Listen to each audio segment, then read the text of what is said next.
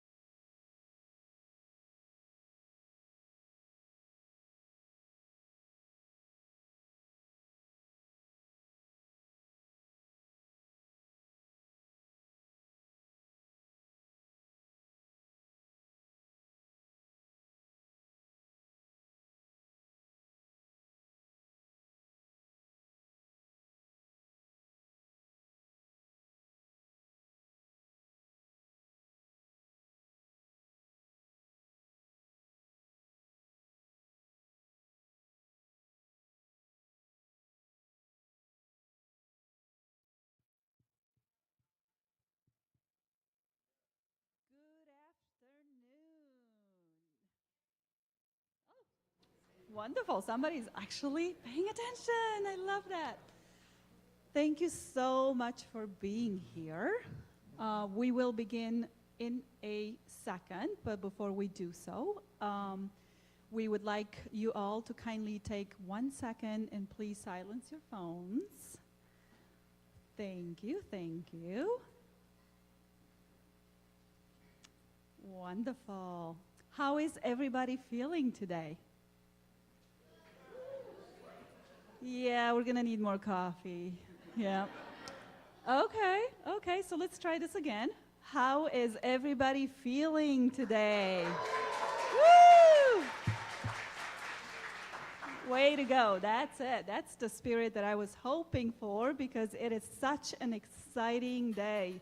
And we are so happy to have you all here. Thank you so much for being here. I brought my fans with me, in case you haven't noticed that yet. So thank you for being here. Fantastic. Thank you. So if you have looked at your programs, you probably have realized that I am not Ashley Madison. My name is Mariana Huber, and I am the program manager for IncubatorWork's in Corning. Unfortunately, Ashley Madison could not be with us today. She had a couple of health issues overnight, but she is here in spirits. And also because Ashley has been such a huge part of this competition coming to life, I have a little bit of a favor to ask of everybody. This is a little bit unscripted because I learned about this kind of last minute. So we're gonna do something fun for Ashley and to get us started on a very positive note. So I would like to ask everybody to stand up if you're able to do so. And on a count of 1, 2, 3, we will all say, "Feel better, Ashley." So may I have your cooperation, please? Thank you. Excellent. So just to make sure everybody understood, on a count of 1, 2, 3, what are we going to shout? That's it, but just 5 times louder. Okay, off we go. 1, 2, 3. Feel better, Ashley. Let's give her a round of applause. Thank you, thank you, thank you so much. That was wonderful. So before we begin, a little bit more housekeeping to do. We would ask you kindly to please use the doors to my right for exiting and coming back in. We do have a couple of our IncubatorWork's staff members that will be assisting you if you need to find restrooms. There is also another exit on this side. We would like to keep that for emergency purposes only, if possible, just because most everything is located to my right. We will have a 10-minute intermission, and that is because we have 8 participating teams, which is very exciting, and it will take about 5 to 10 minutes for the team's pitch to be played and for them to answer a few of the judges' questions. So let's get back to the reason why we are here, and that is 607 Soaring. It is a fantastic, exciting collegiate competition that IncubatorWork's is proud to organize in collaboration with Elmira College and Corning Community College. We are thrilled about this opportunity. The students have done a tremendous job working with their mentors for the past 5 weeks, and they have worked on developing an idea into a proposed business. So with that said, they have pre-recorded a 5-minute pitch that will be played momentarily, followed by 5 minutes of questions and answers.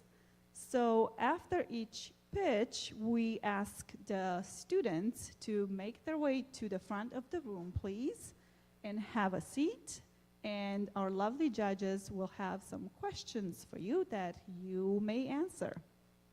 So, because we are talking about the judges, let me introduce you the 3 lovely ladies sitting here up front that we have with us, and we are very honored to have them with us today. Thank you so much for being here. First, let's see, which way do I begin? Because the alphabetic order seems always to be the preferred way. Maybe I should stick with it. Nah, let's try this way. We are going to begin with Dr. Heather Vanselu Barrett, right in the middle. Please join me in welcoming Dr. Barrett. She is a senior laser processing scientist at Corning Incorporated. Thank you so much for being here. We also have Lindsay Wolf. She is, yes, thank you. She is the executive director of Amplify Equity, and we are so glad to have Lindsay with us. She works with non-for-profits and entrepreneurs, so she has great experience in the field. And we also have Leanne O'Brien. Leanne is the Director of Administration at Cornell University. So thank you so much for being with us. Okay, so I think we are close to begin the very exciting part of watching the pitches. But before we do so, we have a few more guests that we would like to introduce to you. We were very, very excited and grateful to hear back from one of the individuals that we invited to this competition, that individual being Governor Kathy Hochul. Unfortunately, the governor could not be with us. However, we are pleased to announce that Harris Wise, the Southern Tier Regional Representative of the Office of Governor Kathy Hochul, is with us today. So we welcome him to say a few words.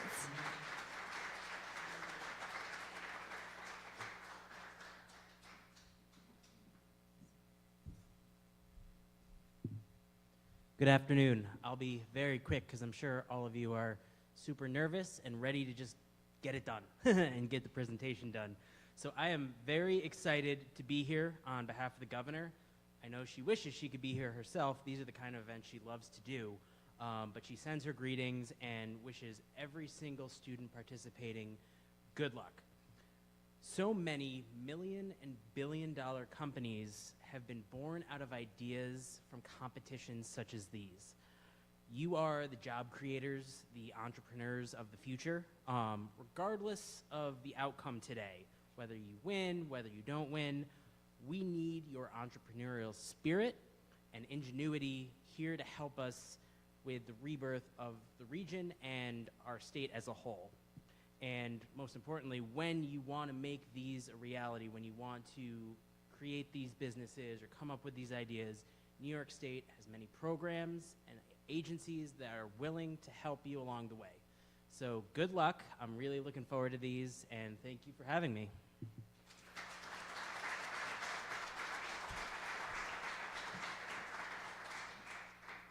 Fantastic. We are just very thrilled to have Harris Wise with us today. Thank you so much for being here.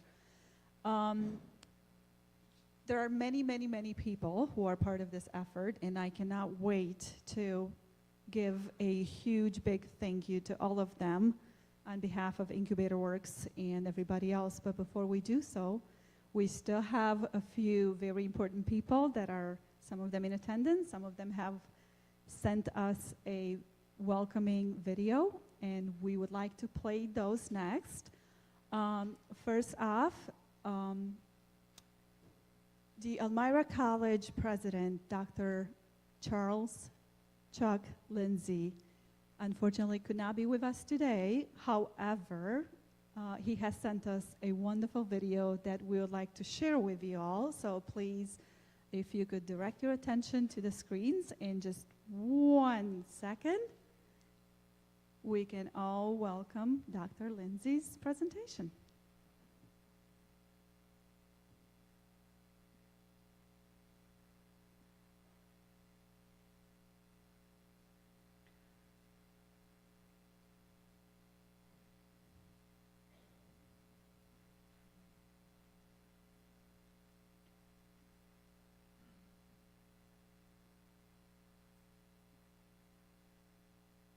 I'm Chuck. Good morning and welcome everyone. I'm Chuck Lindsay, president of Elmira College. I'd like to especially welcome the participants in this morning's IncubatorWork's Southern Tier Collegiate Competition and share some advice with you as an introduction to this morning's competition. First and foremost, I urge you to stay focused on your goals. Starting a business can be a daunting challenge, and you'll face many obstacles along the way. But if you have a clear vision and stay committed, you'll be able to overcome the obstacles and achieve success. Secondly, it's important to be adaptable. The business world is constantly changing, and you need to be able to pivot and adjust your strategy. Be open to new ideas and feedback from other people. And don't be afraid to make changes if something isn't working. Next, I encourage you to build a strong network of mentors, advisors, and collaborators. Surround yourself with people who believe in your vision and can offer guidance and support as you navigate the challenges of being a young entrepreneur. Don't be afraid to ask for help or seek out advice from those who have more experience than you do. Another important piece of advice is to stay organized and disciplined. Starting a business requires a lot of hard work and dedication, and it's easy to be overwhelmed if you're not careful. Set goals and deadlines and make a plan for how you will achieve them. Stay focused and disciplined, and don't let distractions or setbacks derail you. And finally, I want to emphasize the importance of tenacity or perseverance. Starting a business is not easy, and there will be times when you feel discouraged or even frustrated. But remember that every successful entrepreneur has faced setbacks and failures along the way. It's how you respond to those setbacks that makes the difference. Learn from your mistakes, stay resilient, and keep pushing forward, and you will eventually achieve your goals. In conclusion, I want to wish all of you the best of luck this morning. Remember, stay focused, adaptable, build strong networks, stay organized, and persevere through challenges. With hard work and dedication, you can achieve great success. Thank you.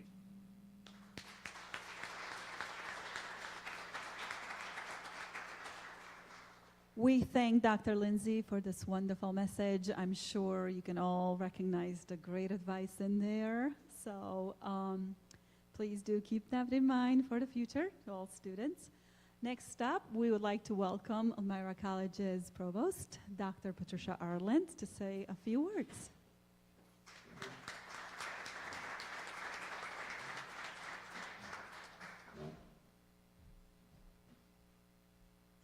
Good afternoon. I am honored today to welcome you to Elmira College for the 607 Soaring competition. We are excited for today's events, showcasing the talents and innovations of our 8 student teams from Corning Community College and Elmira College. 607 Soaring comes after a year of meticulous planning, so before we start, I would like to give thanks to many people who made today happen.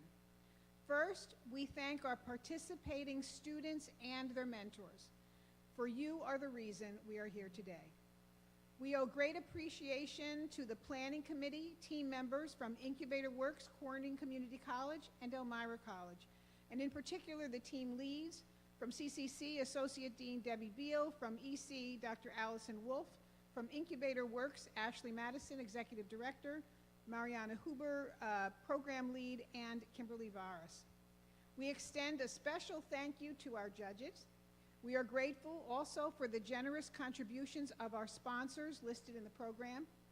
We thank Elmira College's Information Technology team, especially Tim and Anfal, and the Communications and Marketing Department led by Jennifer Swan for the sound, sight, and streaming of this inaugural event. And in the spirit of innovation and entrepreneurship, just to let you know that we're very committed to this entrepreneurship and business and science and the spirit of entrepreneurship that comes from being a student and gaining new ideas. And finally, the spirit of innovation and entrepreneurship, they keep an economy stable, they provide personal and professional satisfaction, and contribute to a flourishing society. Today's student teams embody this spirit. So again, welcome, and let's commence.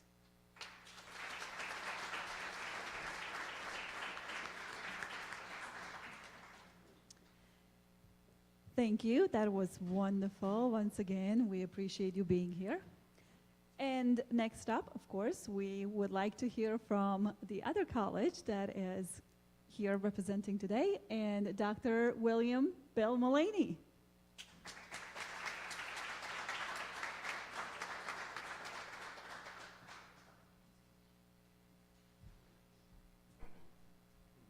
Thank you, Mariana.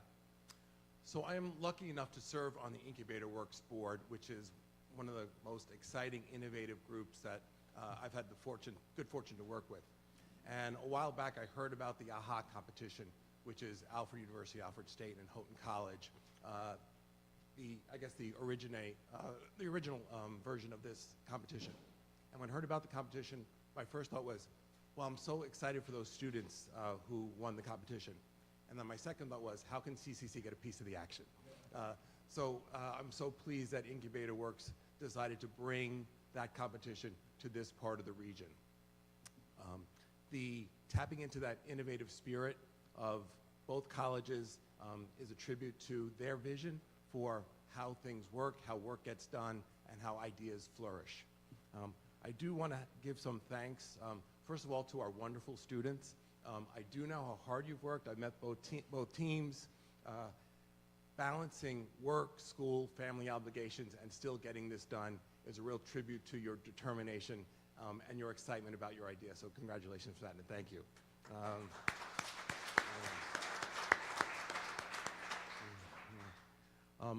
I also want to thank Debbie Beal. When this idea was presented to me, I thought to myself, who at the college can take this ball and run with it with her own entrepreneurial spirit and her ability to get stuff done? And Debbie was one of the first people that came to my mind. So I really want to thank Debbie for her hard work in getting this done today. Thank you very much, Debbie.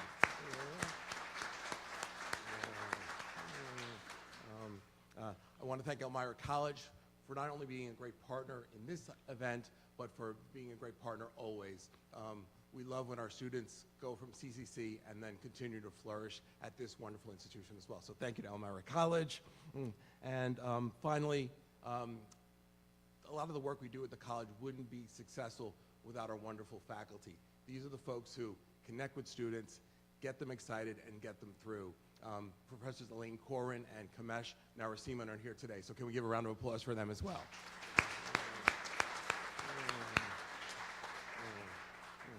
And as some people know at the college, I'm a very competitive person, so I really want to win today. I'm putting it out there, so thank you very much.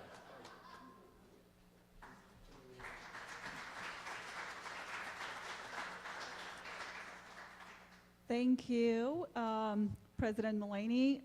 I do know you're competitive, and you also stole my thunder because I was going to talk a little bit about how 607 came to life. So besides the wonderful AHA Collegiate Competition that we have in Allegheny County that my colleague Kim Bars spearheads, about a year ago, IncubatorWork's talked with a few community leaders a few of them being in this room, one of them right in front of us, Dr. Allison Wolf, and we are truly grateful and honored that that conversation started, because without people such as Dr. Wolf, this competition would have never taken legs. So what happened was they tried to come up with a way to bring the entrepreneurial, to not only to bring, but to bring out the entrepreneurial spirit out of our youth and college students. And in trying to do so, they said, okay, what can we do to equip the students with the skills and resources they need to actually understand that that's in them? So that's when they said, okay, let's talk about how we can bring this competition to the Southern Tier, because we have great colleges here. The talent is over the top amazing, so why not? And the conversation started, and sure thing, when you have people so dedicated and passionate about offering this opportunity to our students, things start happening. So with that, I do have a list of thank yous of my own and some of them on behalf of the IncubatorWork's team. First and foremost, to our host, Elmira College. Thank you for everything. Yes. Thank you for everything you have done to make this happen. From the delicious food that we all just enjoyed, to the numerous hours of figuring things out with technology, like you come into this room and think, oh, the sound's working and everything. That took great, great effort. And two of the wonderful people who have worked tirelessly are in this room, and I would like to give them a round of applause. We are looking at them. Tim is behind the screen. You may not see him.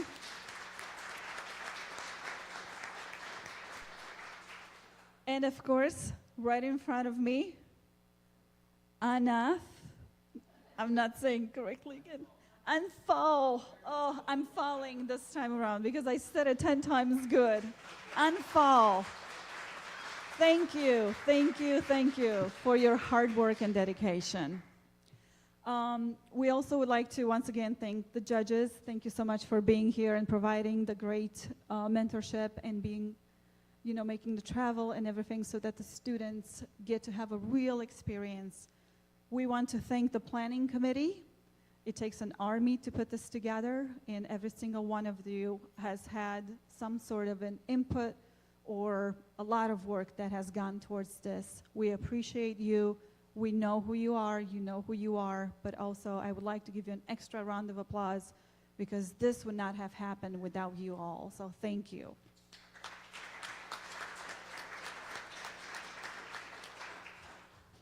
Of course, our industry mentors and our academic mentors. The many hours you have put into this project, the many emails you had to put up with coming from me every single week. And of course, the many emails, with just the simple questions like, am I supposed to be there? Or how long is my pitch going to be again?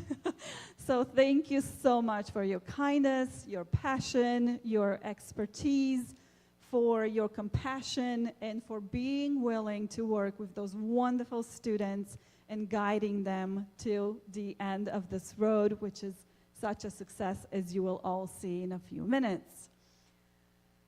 To date, I am the only one who has watched those pitches. So I went through a box of tissue myself. That is because along the 5 weeks, I have gotten to know a few of the students, actually kind of all of the students. Some unfortunately cannot be with us today. They are overseas on assignments. We want to say hello. I promised one of them that I'm going to wave. But I have gotten to know those students and become quite attached to them. And when I saw their pitches, I was completely impressed. I am giving you all a heads up. They are top notch.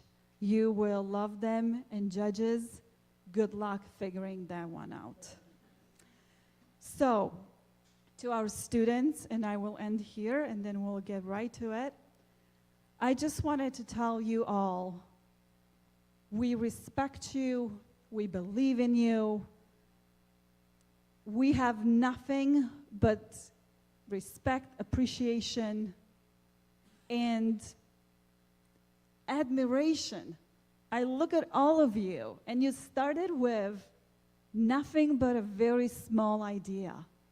You have turned it into an amazing, almost fleshed out business plan at the end of this. That pitch is a development of your idea into something so grand that people are going to be amazed by. Your courage, outstanding. Your hard work and dedication, even while you're dealing with exams, while some of your colleagues were out and playing during spring break. You stayed there focused, you kept pushing, and you persevered. And I cannot wait to share those pitches with everybody in this room. So, I will give everybody in the room one more round of applause because you all are such a huge part of this competition happening today. Thank you, thank you, thank you.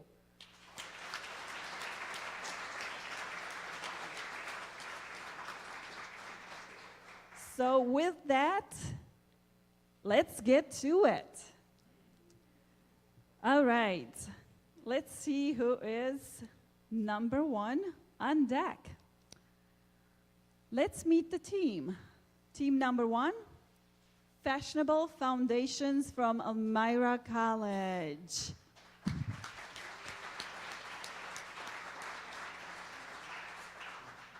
We will play their video, and then we ask the teams, the students, come up to the front, please, so you can answer the judges' questions. Roll the tape. Hey everyone, my name is Linda Avery. I'm a business administration major with a minor in fashion marketing. Hi, my name is Wilma Tu, double major in psychology and criminal justice. Hi, my name is Mira Taili. I'm a nursing major and minor in business administration. We are Fashionable Foundations. Has anyone heard the term fast fashion? Fast fashion is cheaply produced and priced garments that copy style and trends, which are quickly sold in stores to maximize on current trends.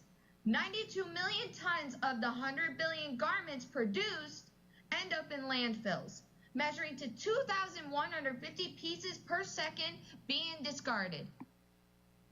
What inspired us to come up with an alternative solution to help reduce the waste contributed by fast fashion was Linda's concern on sustainable way of disposing textiles, which reminded me of my grandmother's house. 20 years ago, my grandma wanted to build a house that was eco-friendly. She had a friend that heard of an industry that produced what's called a denim insulation. This insulation provides more eco-friendly features within the house. My grandma is healthy and still lives in this house. We thought if we could work with denim, why not use all types of textiles? This idea not only outlives its usefulness, it could be a revolutionary solution to help reduce pollution. If further explored, it can lead to changes in the fashion industry's approach on more opportunities for sustainability.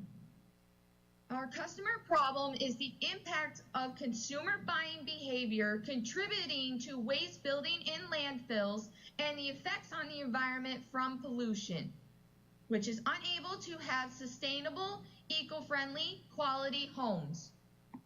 The customer's resolution to solve their overconsumption is donating clothes to stores for profit, handing their clothes down to relatives. Due to unpopularity and changes in style, lead to them throwing the garments away and purchasing more clothing. Our customers are construction companies who value creating a more eco-friendly environment. Our target markets are local contractors, engineering firms, cement businesses, architects, suppliers, and aircrete companies. Our product can be an alternate to brick because we will be adding the shredded cloth into the construction of the brick. This will reduce the carbon footprint. Aircrete is eco-friendly, has higher insulation capacity, provides protection against moisture, and it is pest and fire resistance. The cockroach is the #1 cause of asthma within a household. This is why we choose to make textile with aircrete. Not only does this provide health benefit, it can be more efficient than using concrete. Where can we use our products? We can use our products in insulation, for instance, interior walls and floor insulation as well as foundation. We want a partnership agreement with Aircrete since we have a shared mission, which is to use higher technology that meets the demands of the environment. In order to do this, we would need to license their technology. This provides a more sustainable approach to construction. We could benefit each other by sharing customers and help each other grow. Who are our competition? Brick industries, concrete industries, engineers, architects, interior designers, insulation markets.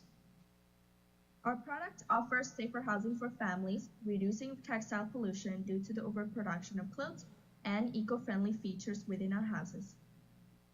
The value proposition of our product for the customers is it addresses the overproduction of clothes contributing to landfills, creating job opportunities to individuals without a degree.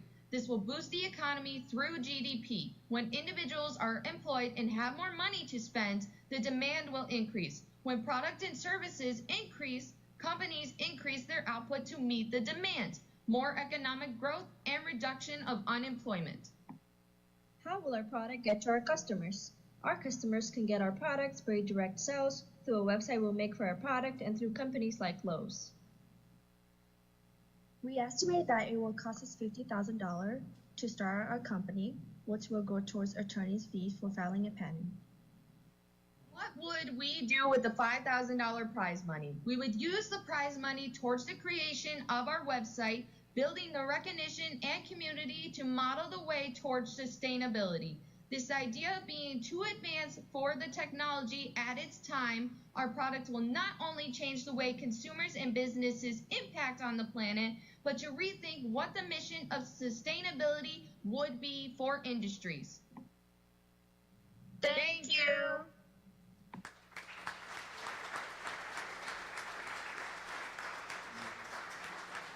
How about that to get us started? Way to go, ladies. So Fashionable Foundations is comprised of Linda Avery, Mercy Hale, and Wilmu too. We welcome them to the stage. Their mentors were Dr. Jeffrey Alves and industry mentor Jennifer Burns. So we thank you for your mentorship.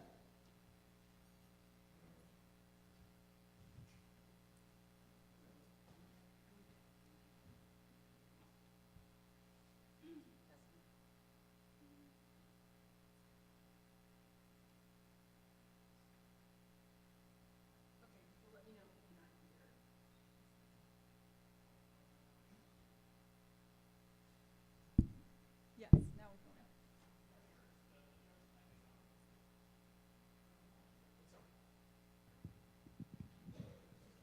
We can just use this one for the time being.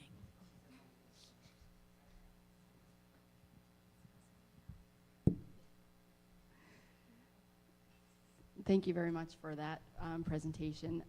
I was wondering if you could talk a little bit more about the manufacturing process that's involved with turning the clothes into the insulation.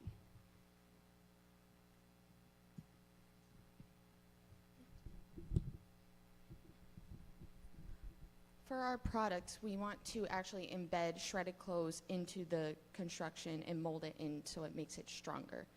Just like Aircrete does when they put, when they do the concrete, they have air bubbles, which makes it easier to transport as well as with pest resistance and fire resistance and being more eco-friendly. We want to use their technology in a way and improve on it to embed clothes into it.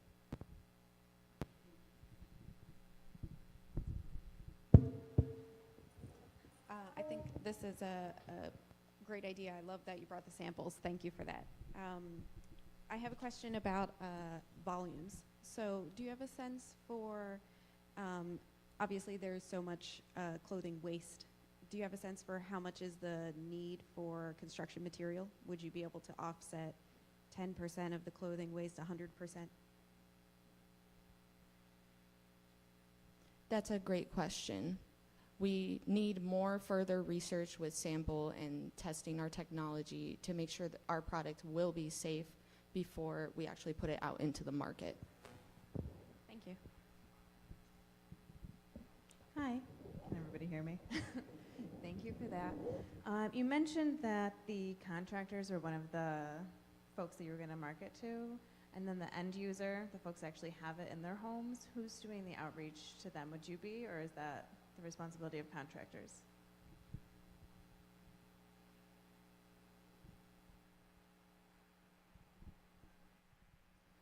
We would like to have contractors do that, but our mission would be we would actually want to do that ourselves and hopefully have any business or entrepreneurs that would like to be involved with creating the sustainability for the ESG, because we are very towards the environment, social, and governance, creating those policies for our business and our product.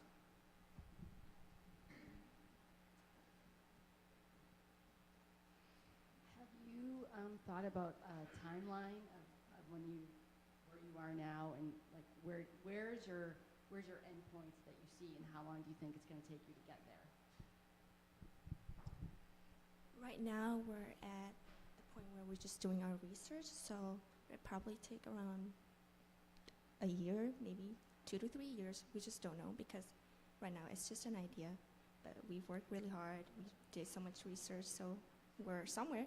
We started somewhere, so yeah. As we are still in the introductory stages, as her grandmother is an end consumer, as the samples we have, she is one of the people that we want to also think about, as she's someone who has eco-friendly housing and has used this jean insulation, denim insulation. So she is partially evidence of being able to not only develop this product, but even advance it in the future.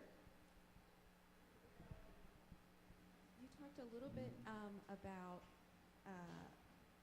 who your customer would be. Can you speak a little bit more to, do you see, people retrofitting their own homes with this, or would it be primarily new construction or builders who would be purchasing this material? Or could anybody go and, if they're renovating their own home? We would hope to have consumers also be able to build and construct their own homes, but as we are still in the sample testing, we want to make sure our product is safe and able to use, so when they want to do it themselves, they can, and not have to hire all this other help. Anything else? Wow, fantastic job.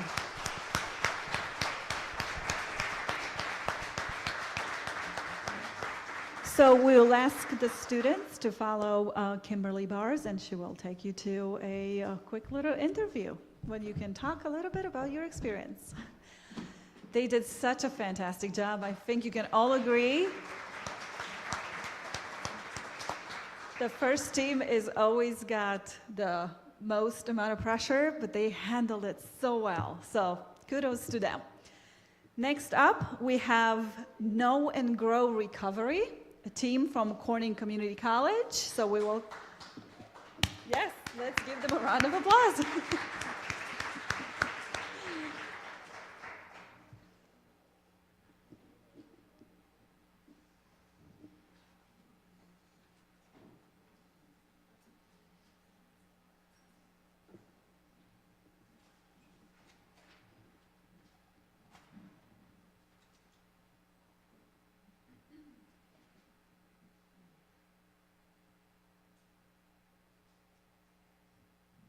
Over 40 million Americans struggle with substance use disorder every year.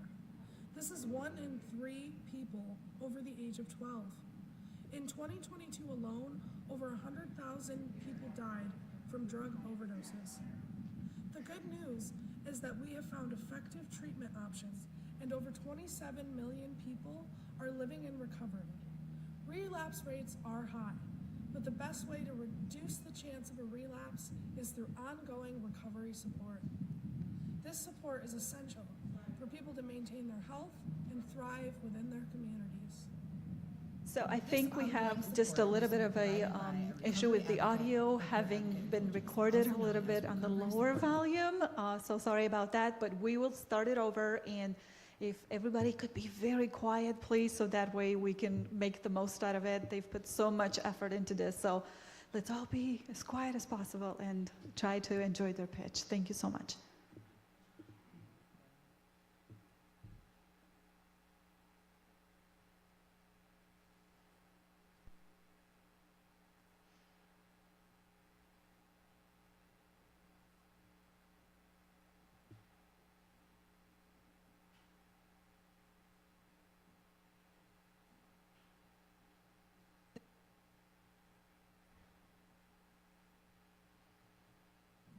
Over 40 million Americans struggle with substance use disorder every year.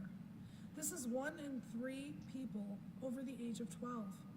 In 2022 alone, over 100,000 people died from drug overdoses. The good news is that we have found effective treatment options, and over 27 million people are living in recovery. Relapse rates are high, but the best way to reduce the chance of a relapse is through ongoing recovery support. This support is essential for people to maintain their health and thrive within their communities. This ongoing support needs to be provided by a recovery advocate or peer advocate and coaches, also known as recovery support professionals. And their effectiveness is significantly improved with adequate training. That's where a pathway to recovery comes in, and it's an evidence-based effective means of support.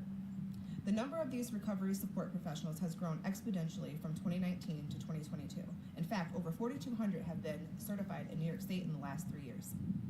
I am Rhonda. And I'm Carly, and we are recovery health professionals. We have supported and coached hundreds of people in our community and helped them recover and thrive. That is why we have firsthand experience of how important this training can be. Over the next 3 years, these new recovery health professionals are required to complete an additional 24 hours of continuing education credits. There are currently not enough resources available to provide this 100,000 hours of additional training. Only a handful of agencies and organizations are offering a limited set of curriculum at inconvenient times and on inconvenient platforms. This is why we know that there is a huge opportunity for a new company to provide affordable, convenient, comprehensive training modules. Know and Grow Recovery has just that. Consumers will be able to tailor and divide their training into smaller and more accessible segments throughout the day. More difficult and training topics, concepts can be reviewed by sliding right back through the module instead of scrambling to take notes. Perhaps there's information that they already feel knowledgeable in. They can skip ahead by taking a competency quiz. At Know and Grow Recovery, we offer training that takes experience and individuality into account. We can help busy professionals with self-paced, effective training that is easily accessed through our platform. With a variety of multi-tiered monthly subscription packages that include one-on-one and group coaching, recovery professionals and their organizations can craft a solution that works best for them.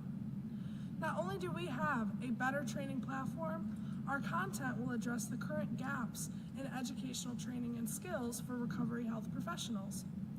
We conducted extensive interviews and surveyed over 300 recovery health professionals at 2 national surveys and found the following gaps in educational curriculum.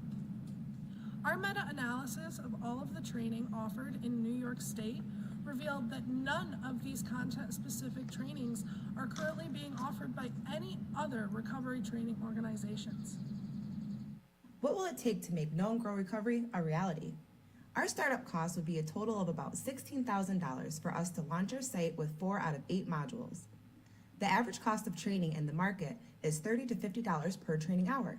Starting out, we would have 30 hours training accessible through our module-based system, leaving us with a fair market value of $3,600 worth of product per consumer. Our revenue will be gained through our monthly subscription service, which will allow companies and organizations to save money by allowing all of their employees to have access to the same training. Instead of reimbursing their clients up to $1,200 a piece, they can train all of their employees at the same time for one consistent price. We will also offer standalone training modules for the recovery health professionals who may only need a small number of training hours and don't want monthly access. We estimate that within the first year, based upon our research and surveying of people in the field, we would have at least 100 monthly subscribers and at least 50 standalone consumers. Since our continuing costs include insurance, web hosting, and marketing, we would have a total revenue of $95,000 in the first year. From there, we can continue to grow and expand our content library and offer more services.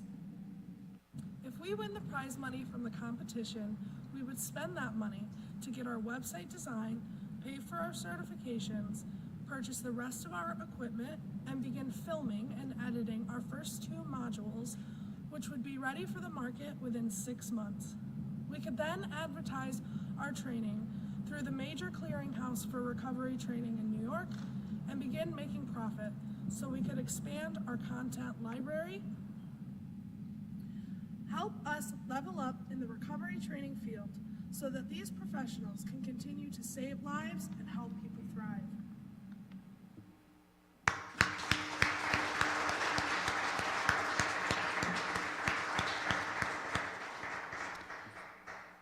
Welcome, Team Know and Grow. That was a wonderful presentation. So we have Carly Clark and Rhonda Sowersby with us, and they were mentored by Elaine Corwin and Alex Hagan. So thank you so much, mentors. Hi there. Thank you very much for the presentation. I can see very clearly the need that you are trying to meet, and I applaud you trying to meet that need. I'm hoping you can talk a little bit more about the surveys that you conducted of people who have the same similar job, and go a little more in depth about what you learned about where they thought the gaps were. Sure, certainly. So we interviewed SERPAs, recovery coach specialists, people that are here on the front line, meeting those that are in substance abuse where they're at. A lot of them feel like they did not get a lot from the training that they received. It's at inconvenient times, inconvenient locations as well. They feel that they were not able to, they feel like they were not able to, I'm sorry, I'm struggling to say it the right way, receive adequate information. A lot of the places that we've interviewed, like Arnott Health or Guthrie, they feel that the training was more geared toward how to deal with people with substance abuse disorders as opposed to meeting them where they're at in their recovery. And yes, do you think you can elaborate a little bit more on that, Carly? Thank you. So regarding the topics in particular, so we actually had the opportunity with where we work to go to 2 regional or national conventions for recovery. And while we were there, we kind of surveyed what topics are not being covered in these trainings. And so the main thing we heard is that the trainings are great, but we don't know how to implement them. And the trainings are great, but they're not relevant topics to what we're actually dealing with in these people's lives, right? So that's where we kind of came in and said, okay, where are these topics that people are too scared to touch, right, or too scared to talk about, and how can we bring that to this field to continue to help people? What an important topic you have addressed here, so thank you for that. I have the question around, these are gaps that you've identified. So who would create the content to provide the training in order to meet these gaps if so many professionals don't have that training? So luckily we could start out doing it on our own because we are going to do this in a module-based platform where we kind of record things and then like send them out through a platform. We can start the video recording ourselves, and then hopefully once we become profitable we can expand our team and we can train more people to be able to train more people. Thanks. Hi, thank you. Can you talk a little bit more about your marketing plan once you get the modules out? Because you said there is a different certification. How are you going to be complimentary to not go in and say your certification's terrible? Also take this. Can you just talk a little bit more about that? Could you say that one more time for me? I'm not sure I understand what you mean. So it sounds like it's complementary to another training. How are you going to market it to show folks like why they should also take this training in addition, and where are you going to go to target those folks? Okay, I think we will go ahead and take advantage of our social media platforms, Instagram, Twitter, Facebook. I believe that we'll have a high response into getting the word out there. I think by creating maybe polls that people can take that are already in the field will give us a better idea what to target first. Is that what you're asking? Also, is it a standalone training? Like, because I know you said there was another training. Could this training be standalone? So our platform is going to offer multiple trainings. And so part of the way that we're going to not step on the competition is there's a recovery clearinghouse in New York, which is basically a website that you go to find all of the trainings that will work for your recertification. So our site and our trainings will be listed there. So if somebody is saying, wow, like, you know, I really love my job, but I just don't know how to handle relationships with recovery, they can go to this website and they can see, well, this site right here, Know and Grow Recovery, offers a training on that, as well as the social media and stuff like that to get our name out there. Thank you. I just have one. Sure, absolutely. Have you thought about kind of like what sort of the IT needs are going to need to get this up and running? I just was wondering how you've thought of that angle. We have thought about our IT needs. That's a great question. We do feel like we're going to venture more out with our next phase of planning, but for right now, we would use the equipment that we already have to get it set up and off the road. Thank you so much. Thank you.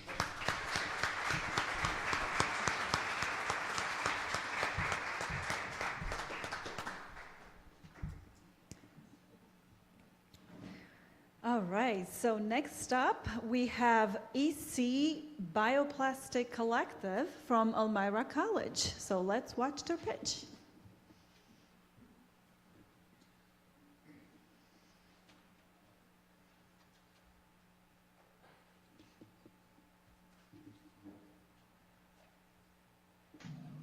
Hello, my name is Mackenzie Brown and I'm a biochemistry major.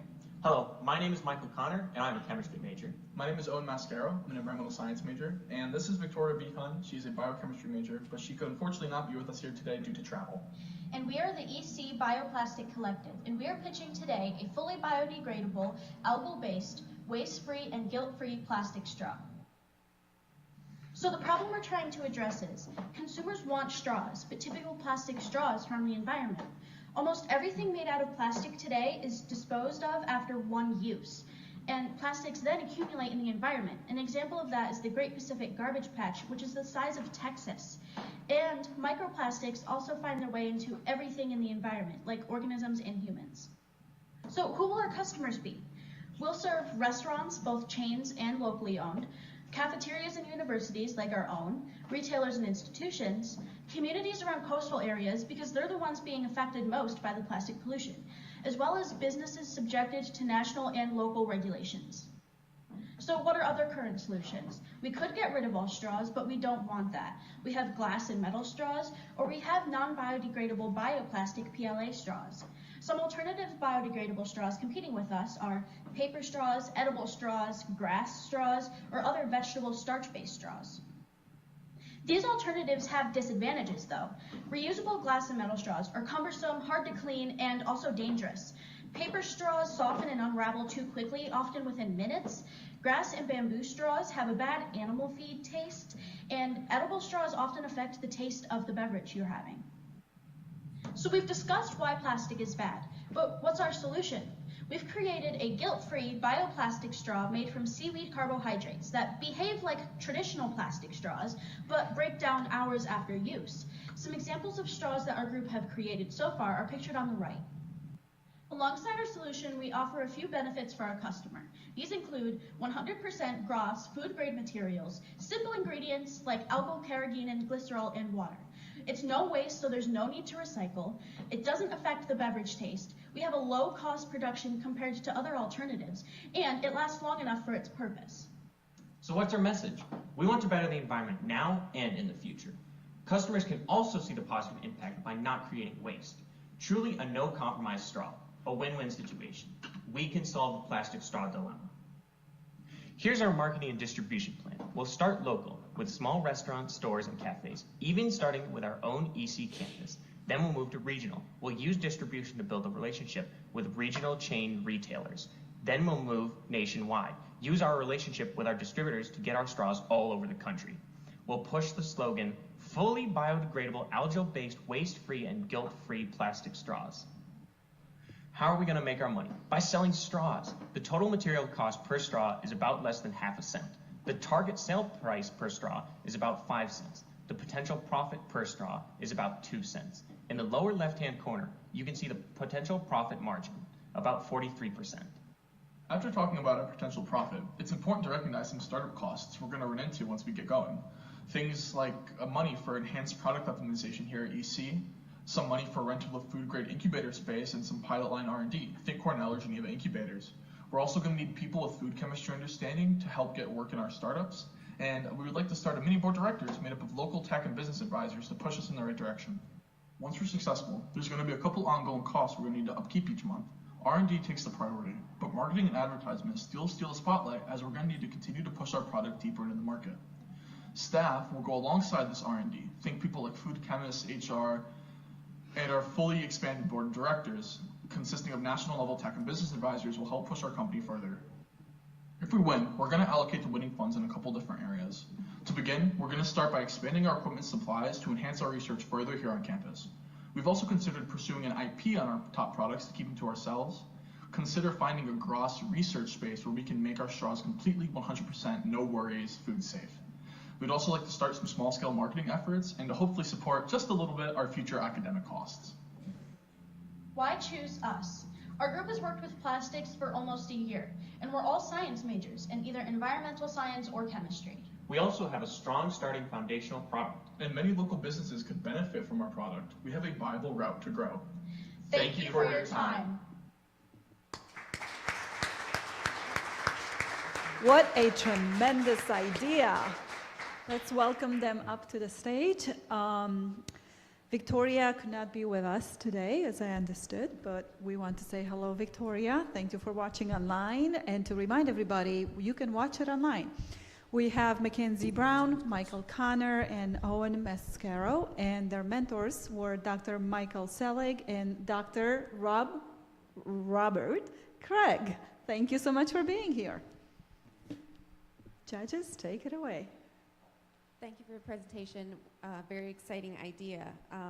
Could you, I may have missed it, could you tell us how the cost of these straws compares to existing straws, whether it's plastic or the biodegradable straws? I know you mentioned your profit margins, but how would the sale price compare?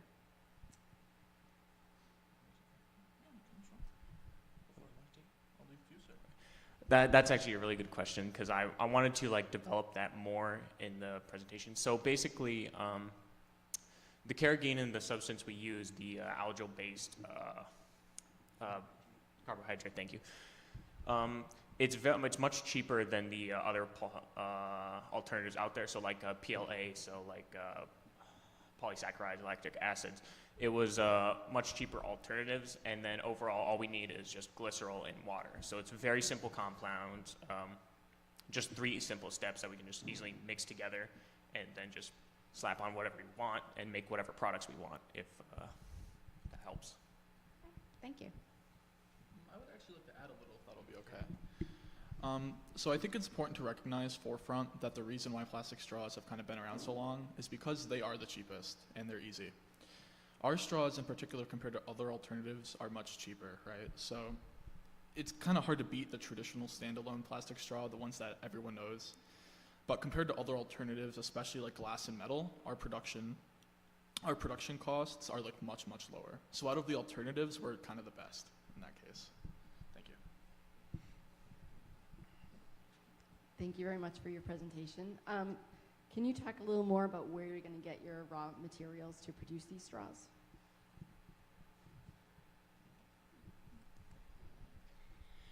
So while we were researching to do the presentation, we had discovered multiple bulk websites that we could get these raw materials from, like the kappa carrageenan, which is this seaweed carbohydrate, and glycerol, and distilled water, deionized water.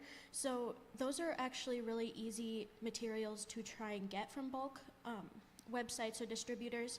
So as we're starting up, we could get from those bulk distributors for a really low price, and then using that low price, we can use that to get a decent profit from our product. Hi, thank you for that. I'm curious to see, did you make a prototype yet? Yes, we did make quite a few prototypes. So shown in the presentation was a few straw pictures. We also made a few flat sheets, just of thin plastic, just to see if that could actually work and stuff. And we have other ideas for possible alternatives, because we could make something like a shrink wrap that could work together. We could also make like cutlery, maybe like plates and something. So we have a main focus on straws, but we could also branch out maybe if we wanted to, because it's very versatile. And did you have anyone else test these? Did you get any feedback? So currently our group has tested out our product. We haven't had any outside people from our group to test the product, but we have had success in creating a straw that will work for its function. Thank you. Maybe another question. Can you make them fun colors and fun shapes? Yes, we did try something with this real quick. So we tried to dye it blue. It did drip off a little bit, but there's definitely some possibilities that we could probably easily, very, very easily, that we could find some dye that could very well stick to it, and we could probably make it probably any color under the sun. So. Thank you. Fantastic. Talk about teamwork.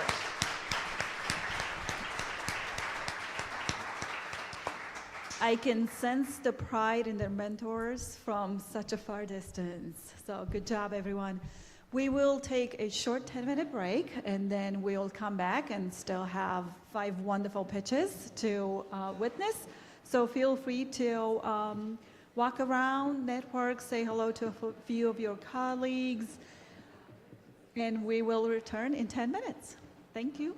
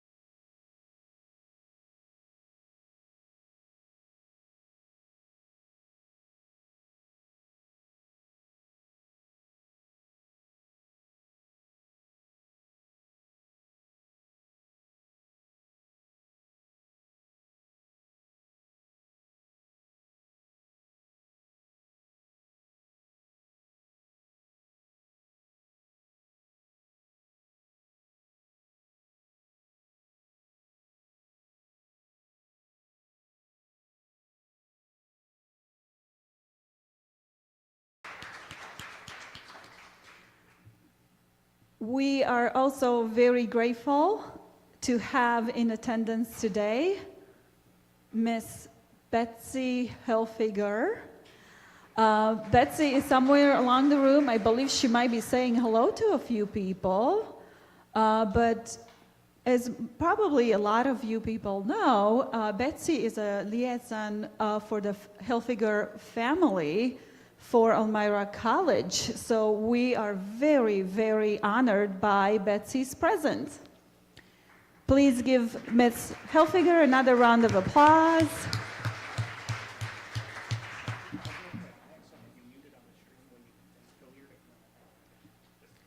Absolutely. So I was just reminded that I may have been muted on the stream and maybe one of our sponsors got cut off. But guess what?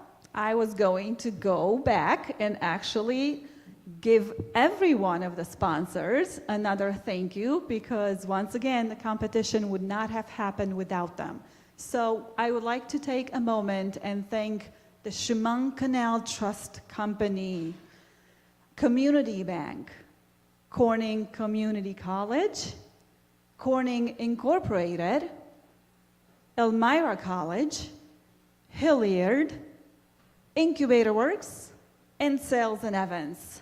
Please join me in giving them a little extra love because they made this possible for us today. Thank you.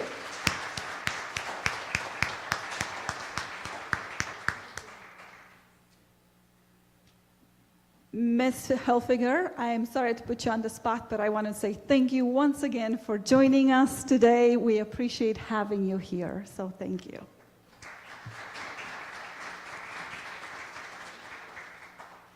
All right, so we will move on in a second, but the one team that I have not given enough love yet is my own team at IncubatorWork's. They have worked so hard, and they have been there supporting me all the time with every single thing that I needed. None of them has took a step back. They took a step forward, and they've held my hand at times. They provided me with guidance and support and everything that I needed to try to make this competition a success, and so far it's absolutely a success. So thank you so much to my dear team at IncubatorWork's. I appreciate you. Everybody appreciates you, and I will have a little extra recognition for you when the judges deliberate. But until then, let's get back to the main reason of being here, and let's resume the pitches.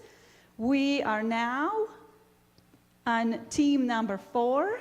Team number 4 is Wolf Paradise from Elmira College. Let's give them a round of applause. I'm ready for God. I'm ready for God. My name is Hed Patel. And I'm Neha Wajahat, and we'll be presenting Wolf Paradise. Enjoy. The problem that we're trying to solve is that a lot of new pet owners are unaware of how to take care of their pets in different aspects, such as what food to buy, how to train their dogs, and how to keep track of their health care. And even if they do know how to do it, it still gets a little overwhelming with busy schedules. Our target customers are going to be new and cat dog owners who are trying to look for guidance and support in how to take care of their dogs. And we're also going to include people who have busy schedule and are looking for easy and convenient ways of how to take care of their pets. For this, we have created a solution. We're not only going to provide necessary and customized information, but we're also going to assist in different aspects of pet care, such as booking veterinary appointments, connecting with dog sitters and groomers, etc. Now let's talk about what's going to include in our app. We're going to include automatic food delivery, recommendation and booking of appointment. We're going to connect you with sitters, groomers, and we're also going to provide information how to train your dogs and different information according to your animal. And all this is going to be customized to the customer and the pet owner. And sometimes we're also going to send interactable toys according to the pet's behavior. For alternatives, we didn't find any direct competitors, but we did find other companies that provide similar but fewer services. The companies that we've found that deliver food and treats based on the subscription, like Chewy, PetSmart, and Barbox, And we also found the other companies that provide veterinary services by booking appointments like Vets and Ismark. What gives us a competitive advantage is that we have consolidated all the different aspects of pet care into one comprehensive mobile app, which is going to make pet care more convenient. One of our benefits is customization. We're going to ask our customers a lot of different things in the beginning, which is going to help us assess their situation better and customize our services according to them. We're also going to provide them access to local food, which is going to help us and our customers support local businesses. And since this is a holistic app that's going to combine everything in pet care on one single platform, it's also going to save time. For distribution, we're gonna distribute our services through our mobile app, which allow us to create a distribution center which connect the local pet shop owners with our customer. And also we're gonna distribute our service like information and booking will be also through our mobile app as well. How we're going to market our app is through use of social media platforms and by printing small posters and hanging it in local paid stores and vet clinics. For startup need, we need capital and app development and management team. Also, we need network or collaboration with local pet shops and also veterinary clinics. And we need office space. But as we are a startup, we can operate from our house. But as our business grow, we need more office space. Cost and revenue. For cost, we're going to need between 20 to 30 grand for app development, and we're going to need between $300 to $500 per month for app security. Revenue. How we're going to generate our revenue, one thing is we're going to charge 6% from every product sold by our supplier, and our main revenue stream is it's a subscription that's going to cost $5.99 per month, and it's going to include all booking, appointment, connecting with sitters. And we also have a premium package that's limited, that's only for a limited time so that people can see what our app is and subscribe for the regular subscription.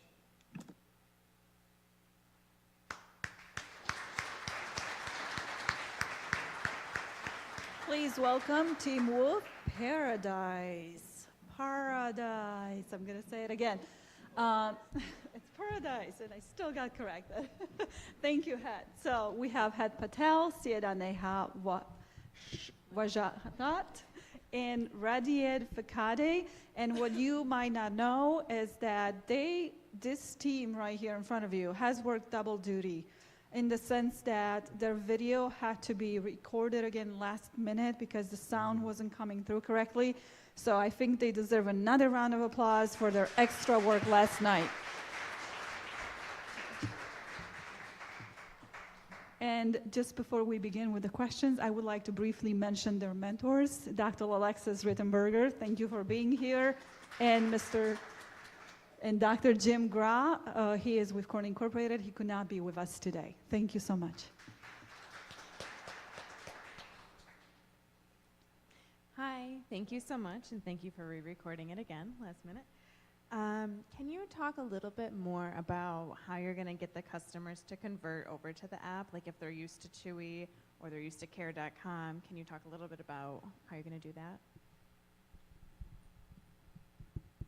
So with Chewy, Chewy is one of our competitors, but they provide subscriptions just for food and food treats. And so our app is going to be holistic, and it's going to have like veterinary services, dog sitters, and like grooming services, all that kind of stuff. So for them to be like, for them it's going to be more convenient to switch over to us, because then they don't have to pay for subscriptions to all these different apps for different services, but they will have just one app for all of the services. And so. And for the additional, like, they can like customize by their own customers, like if they want like different types of foods, like specific food their pets, so they can customize by their own, and we can create their own package as a subscription plan, which other companies don't do that. They just provide treats and toys on the subscription, but we provide foods and all the services. Thank you very much for your video. Can you talk a little bit more about how you're going to find your suppliers? Yeah, so like we talked about in the video, we're going to ask local pet shops for our food supplies and our other supplies because we want to support local businesses, and in turn they could support us. And so wherever we start, we want to start by finding local pet shops near us who have organic food or different sorts of food that we want to customize to our customers. And doing that, we would find our suppliers. Just as a follow-up, because it looked like you were also talking about finding pet sitters and things like that, and veterinarians. So how are you going to, expand it just from the pet stores? So how we're gonna do that? We're gonna find like other collaborators that's gonna work with us. There are like companies that provide like dog sitters and stuff. So we will connect with them. We're not like charging directly for that. We're just connecting the sitters with our pet owners. So we're gonna take time and find our collaborator vet clinics, pet stores, and dog walkers. Thank you for the video. Could you explain a little bit in more detail about how it would look? Would it be, an employee booking appointments for someone, or would you be like creating a network so that is automatically done? Yeah, so like after they can provide the information of the dogs and cats, so we know that after what time they need a vaccination or like a appointment for the clinic. So the all is gonna be like we can send them a reminder for that you need an appointment for that, and if they after that they give us like time for that convenience time or a specific date that they are like free and they can visit the clinic, and after that we can connect to them to the veterinary clinics. Adding on to that, we also you asked how we're going to connect them with dog sitters and stuff. That is going to be automatic. Like, for example, DoorDash, they connect like people who are already on the app. Dog sitters connect directly to the customers. So we wouldn't be doing that. That's going to be automatic on our platform. Thank you. Anything else? All right, great job, y'all.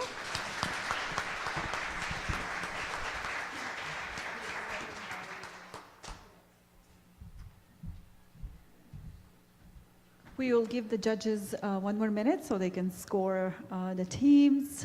In the meantime, I would like to take another minute and once again thank our sponsors for their support. Schmankenel Trust Company, Community Bank, Corning Community College, Corning Incorporated, Elmira College, Hilliard, IncubatorWork's, and Sales and Events. Thank you all so much. And as a side little note, while the judges do the scoring, I know some of the students in the room have their mentors right here with them. Some may not, but I sure hope that throughout this process, you have learned so much from them and something that you can look back on and reflect with great gratitude and use in times of trouble, because that one business model canvas that you've worked through over the past few weeks will serve you well in all sorts of situations, not just to develop a business idea, but to solve a real life problem. One of the sponsors that I mentioned, Sales and Evans, it so happens that one of their partners, managing partner to be exact, used to be my mentor. And here I am, 8 years after leaving the firm, thinking back and looking back on my time with them and feeling all this gratitude for everything that this one individual has taught me and how he has guided me and opened my eyes to the beautiful world of business.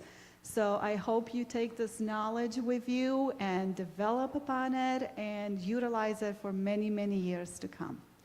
So with that, we are going to move on, and we will be watching the next pitch, which comes from Elmira College. Next team is 6 Hats.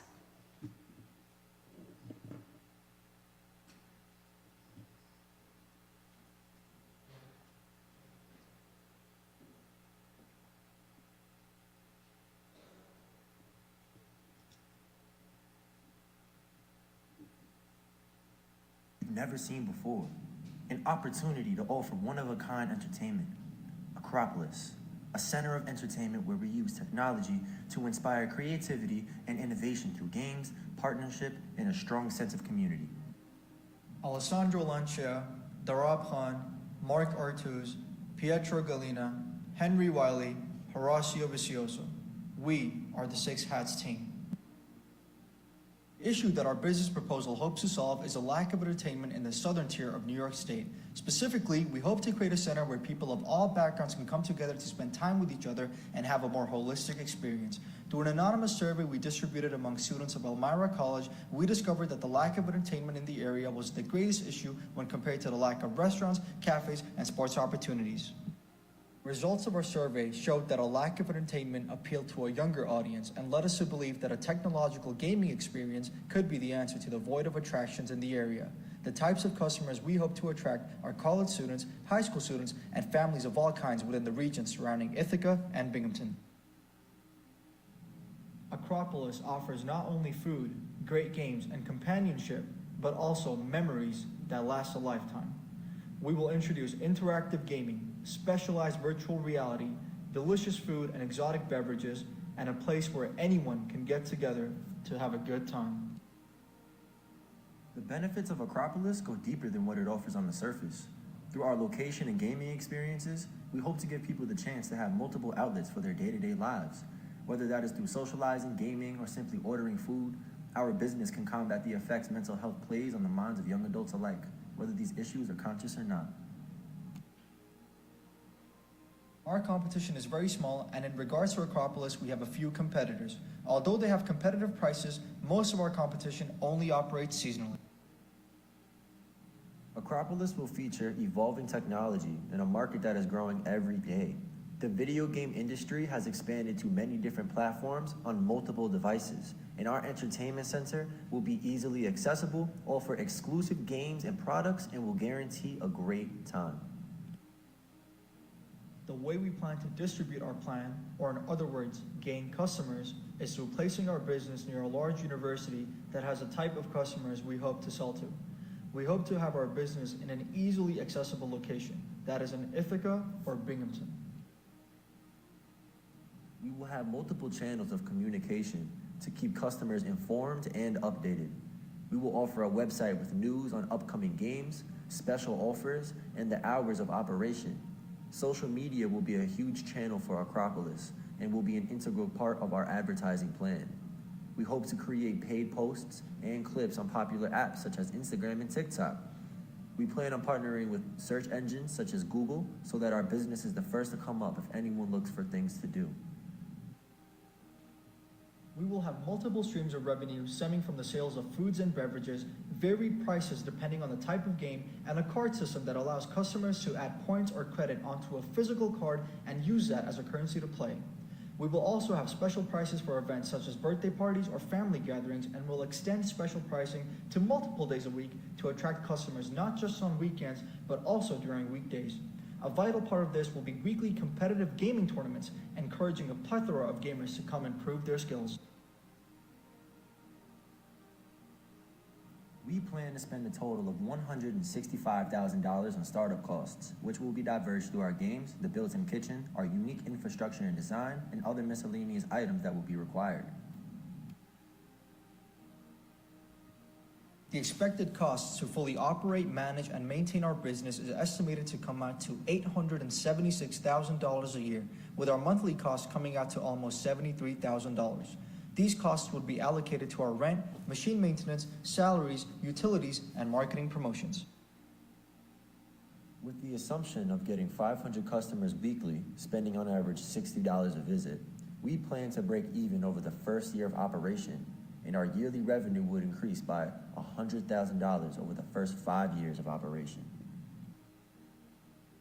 Our idea brings both economic and social value to the southern tier of New York. It is a place that will initiate the beginning of bonds and relationships that will last forever.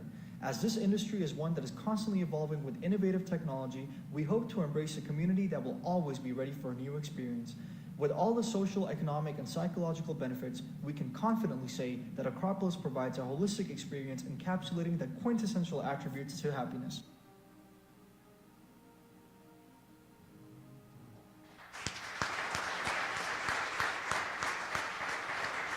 Please welcome Six Hats: Mark Artuz, Pietro Galina, Darab Khan, Alessandro Lancia, Horacio Vicioso, and Henry Wiley. Their mentors, Dr. Jeffrey Alves, thank you so much for being here. We appreciate having you. And Barry Nicholson, also in the house. Thank you, Barry.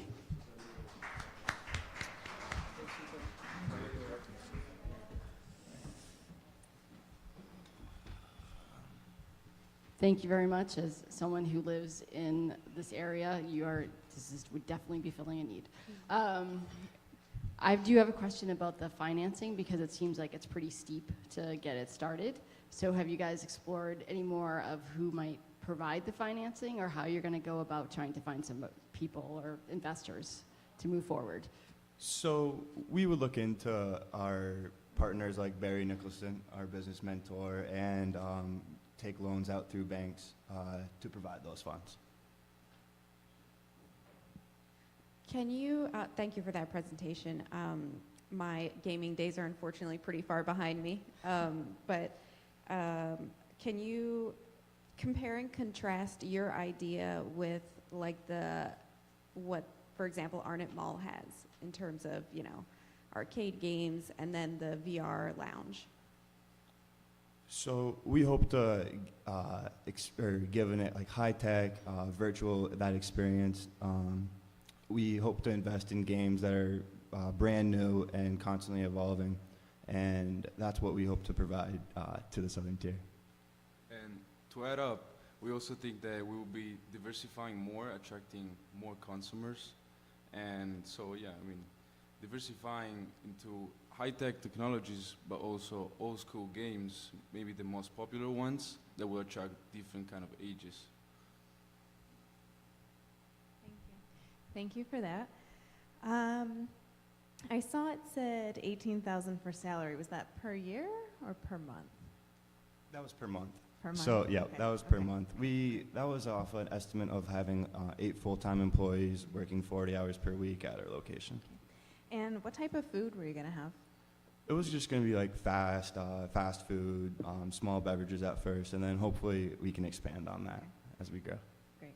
And were you thinking about renting a place that was already equipped, or were you going to have to go in and build a kitchen from scratch? So the equipment costs, that was like the equipment and then the initial ingredients for all the food and whatnot, yes. Okay, thank you. Of course. How are you going to convince young kids to go there as opposed to sit at home by themselves? I think it's great to be social with the community and get to know more people. That's good for health, mental health for sure. And so I think our business explains that, and we give this opportunity to young children. So if they have friends, why not playing together in a nice place that, especially during when it's winter, in a warm place, all together, I think it would be fun. I'd like to add on to that. One thing we know about young adolescents is that there's an influx in testosterone, making them naturally more competitive. So instead of just staying at home and playing alone, they want to be present with a large group of people to prove that, oh, they're the best in the region and no one's better than them. Thank you. I'm gonna expand on that as well. This is something we touched on in the presentation a little bit, but I think is a very essential part. It's that what we're trying to create is not just like a regular arcade. We're trying to create a place for people to go where they can get together and hang out and have a great time together. But the importance of that is not just like, okay, how are we gonna get them there? It's, we're trying to get people here because there's not a lot of things to do here. And in the community that we live in, like living in Elmira, we feel like there could be a lot more for college students, high school students. There could be a lot more for them to do, to stay out of trouble, to be with their friends in different environments where they don't have to be alone.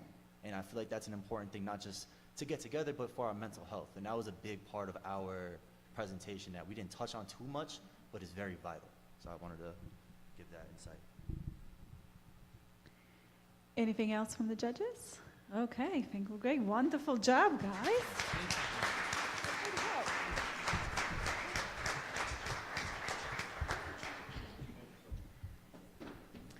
Before Before we play the next pitch, I would like to take another minute and remind everybody that the competition is being broadcast live on YouTube. So I hope you take a second and vote for your favorite pitch.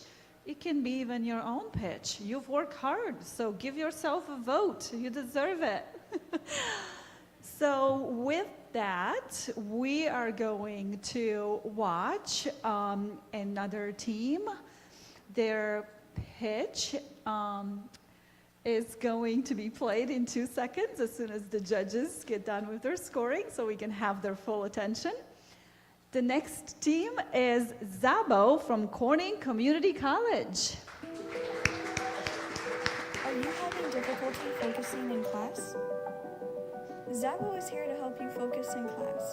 You can roll, squeeze, push, twist Zabo, and use it for other common fidgety impulses you may have without driving your friends and family members away. Hello, my name is Adam Zaborski, and I came up with the idea to create Zabo. I wanted to create Zabo through the experience of my own struggles. I struggle with ADHD and anxiety, as do many others, and I wanted to design a tool that can make the struggle a little easier. I wanted this device to be geared towards students struggling with an inability to focus, anxiety, or for people who just want to do something with their hands to pass the time. So I came up with Zabo. Zabo is a product that works as a fidget device to relieve stress and built up anxiety, and maybe even help the individual focus a little better. Just as if a person would use a pen or a pencil to fidget with, I wanted this to be the designated function of Zabo. I also wanted Zabo to be accessible and easy to use for people of all ages. I wanted it to be versatile in its function, but also discreet. I wanted Zabo to be something that I could see my own self using, and I wanted it to be distinctive from other devices on the market. For Zabo, we chose Keep You for our material because it's biodegradable and non-toxic to people. Adam gave me a sketch of Zabo where I then put that into SolidWorks, where I was able to make a three-dimensional prototype within that program. Then I was able to correct its dimensions, and then once it was completed, I saved it as a file and sent it to the manufacturers where they brought Zabo to life. The type of technology that the manufacturers use to 3D print Zabo is called fused deposition modeling. It was a cylindrical shape because it is easier to grasp since our hand naturally wrap around objects. We chose a joystick that is compressible because it's a similar action to using a clicker on a pen. With this joystick, it is easy to bend around and compress without being distracting since it won't have a clicking sound to it. So far, the black color is just a base for the prototype. However, future models will come in a variety of colors. Zabo can also be made in different sizes depending on what the user wants or needs. Hello, my name is Amaro Chavez, and I handle the research and field studies behind Zabo. Hi, I'm Jackie, and I'm this team's statistician. The focus group testing was mainly conducted at Corning Community College, and the testing was done over a period of 1 week. The total participants we acquired was 67, and the responses were categorized on a numerical basis. The perception/reception of Zabo among users is uniformly favorable, with approximately 60% of users wanting to buy the product and 84% of users considering Zabo being visually appealing. The data suggests that around 63% of users had a positive response towards if the device was easy to use, and 72% positive response towards if the device made participants feel more relaxed. Here we see that about 63% of users reported increased focus, and 84% of users appeared to like the look of the product. The startup costs for the first year are projected to be around $34,000. We hope to sell at least 1,000 units per year. The projected list price of Zabo is $49.99. Our total sales in the first year are anticipated to bring in close to $50,000. Our projections indicate that our profit margin will be close to $16,000 in the first year, to a 32% overall profit. Our projections indicate that our profit margin will be close to $30,000 in the second and third year, with 60% overall profit. The total profit from sales of Zabo would be in the ballpark of $75,000 at the end of the third year. Zabo's competitors include fidget spinners, fidget poppets, and fidget cubes. Overall, Zabo has an advantage over all of those because Zabo is discrete in sound and color, has versatility in its functions, and also may serve more purposes than just reducing anxiety and improving focus, such as improving grip strength and dexterity. Zabo is meant for everyone, but for the first few years, our primary target will be students from the local high schools in the Tri-County area. There are roughly 25 high schools and over 20,000 students. We will market through our website, social media accounts, and advertise through our extensive network of our connections at local high schools. In the future, we plan to expand our audience regionally and globally. The future for Zabo is endless. It includes filing a provisional patent based off of the focus group studies, modify Zabo's device dimensions, color options, texture options, and new functionalities. Zabo, an opportunity to focus. We are grateful for the support from the following individuals and organizations.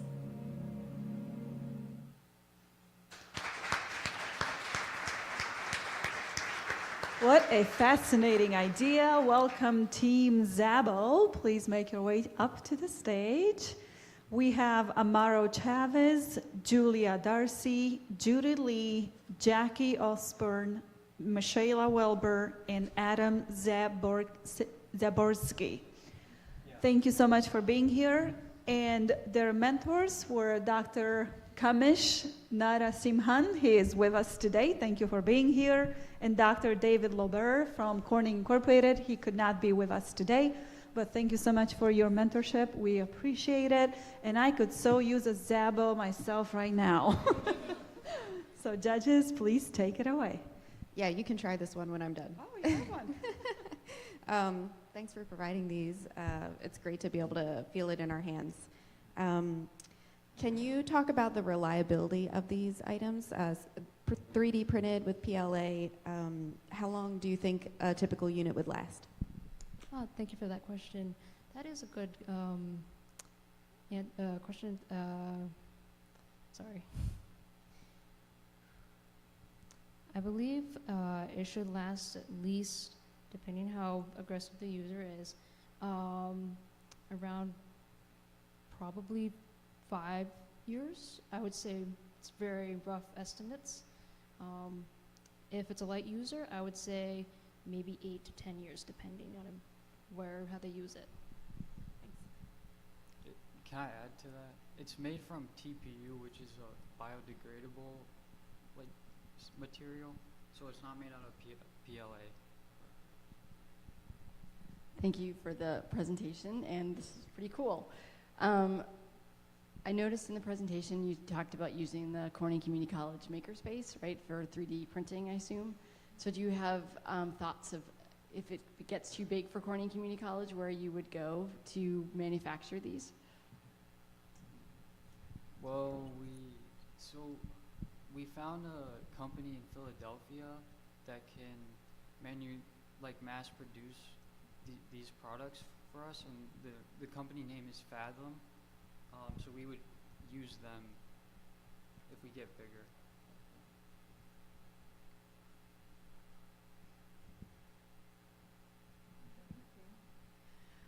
You mentioned that it could be therapeutic. Have you talked to any providers to see what their thoughts on that? Because it is hard. I'm feeling the grip strength. I do not have any.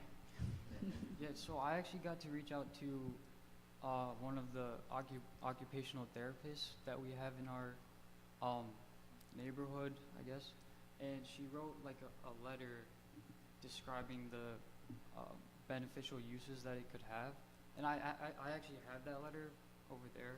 I forgot to bring it up here, but I can show you after if you would like. Yeah, I would just want to add on that too. We also did I know we mentioned in our videos, but we mentioned it, and we did surveys with students all across our campus, and we've got really good feedback about that, and I thought it was very interesting. A lot of students found relax and focus through multiple different ways on the fidget device, and we also have brought this fidget device to other events in Corning Community College, like the Student Expo, and we were able to get a lot of good feedback from that as well, from just students as well. Thank you. I also want it to be squishy. In the future, we might make it with silicone, so it can be more squishy.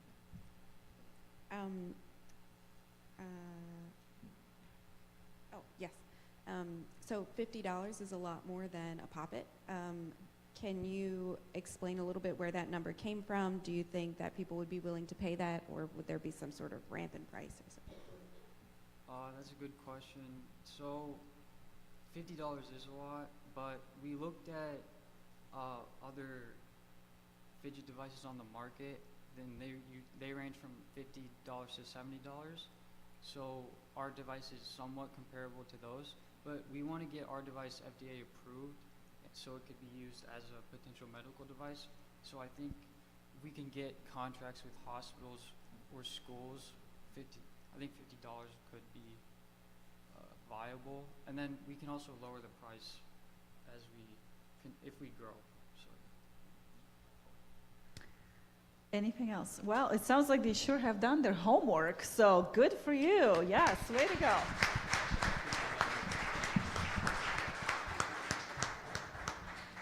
Can I play with one of them while you're busy? In case you haven't noticed, I'm just trying to give the judges a couple more seconds so they can rate those wonderful pitches. If anybody would like to try it, please feel free to do so. It's actually quite easy to use from what I'm seeing. All right, so we will move on next, and we will introduce team number 7. Team number 7 comes from Elmira College, and they have a cool name. Their name is Cool Cats.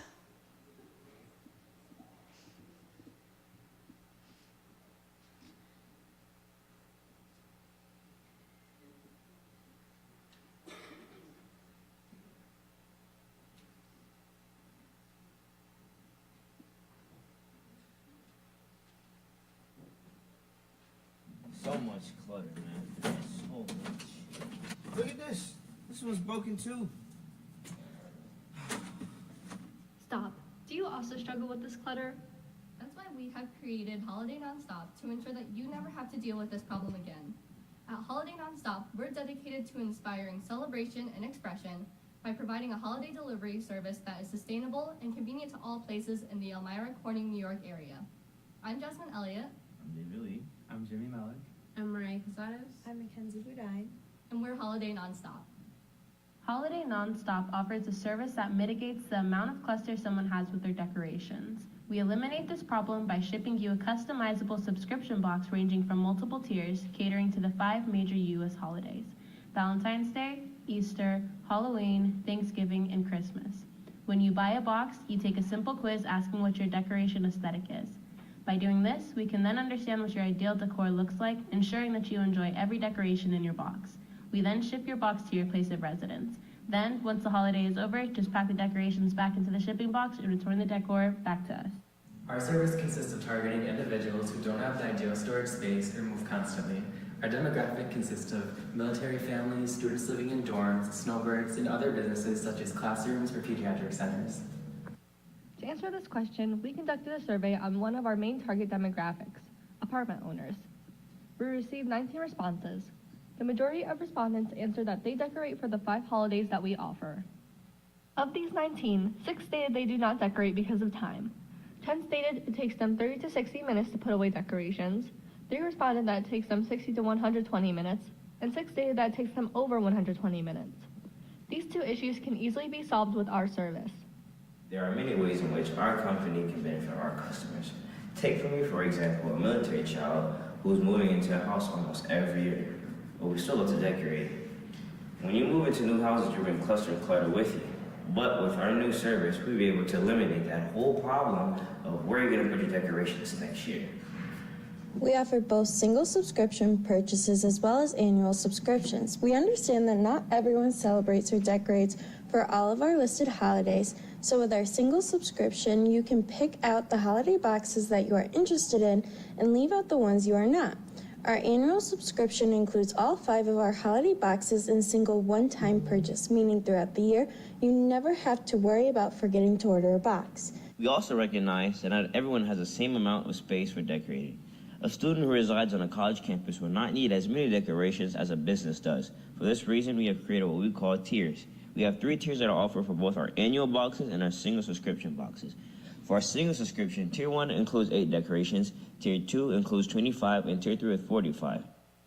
Since we are only currently selling to the local area, we plan to advertise our company by partnering with businesses, residencies, and educational facilities.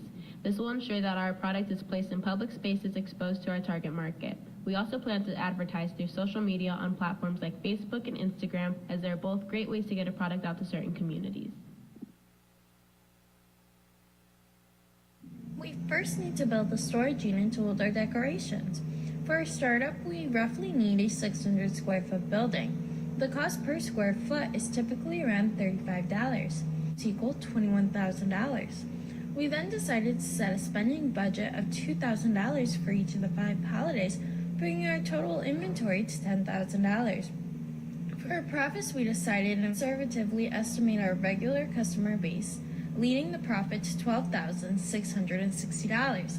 On a sample model, this leads our gross income to negative $24,940.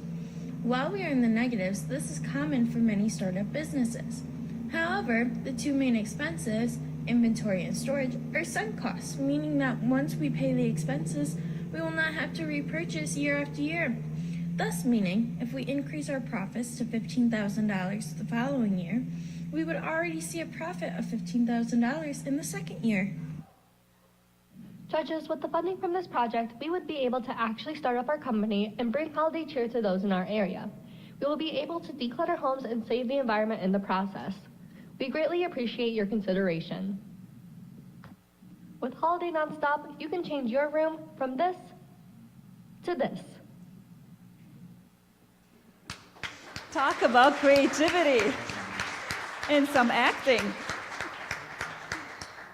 Welcome Team Cool Cats, or Holiday Nonstop. Mackenzie Bodine, Mariah Quesados, Jasmine Elliott, David Lee, and James Malek. Their mentors, Dr. Jeffrey Alves, thank you for the overtime, extra time. Thank you so much for your mentorship. And Barry Nicholson again. Thank you for being here. Hi, thank you for that. So they're shipping them back, right? So it's going back. How is the shipping cost handled? Is it built into the product? That's one of my questions. And 2, do you have the contingency if the items shipped back are damaged?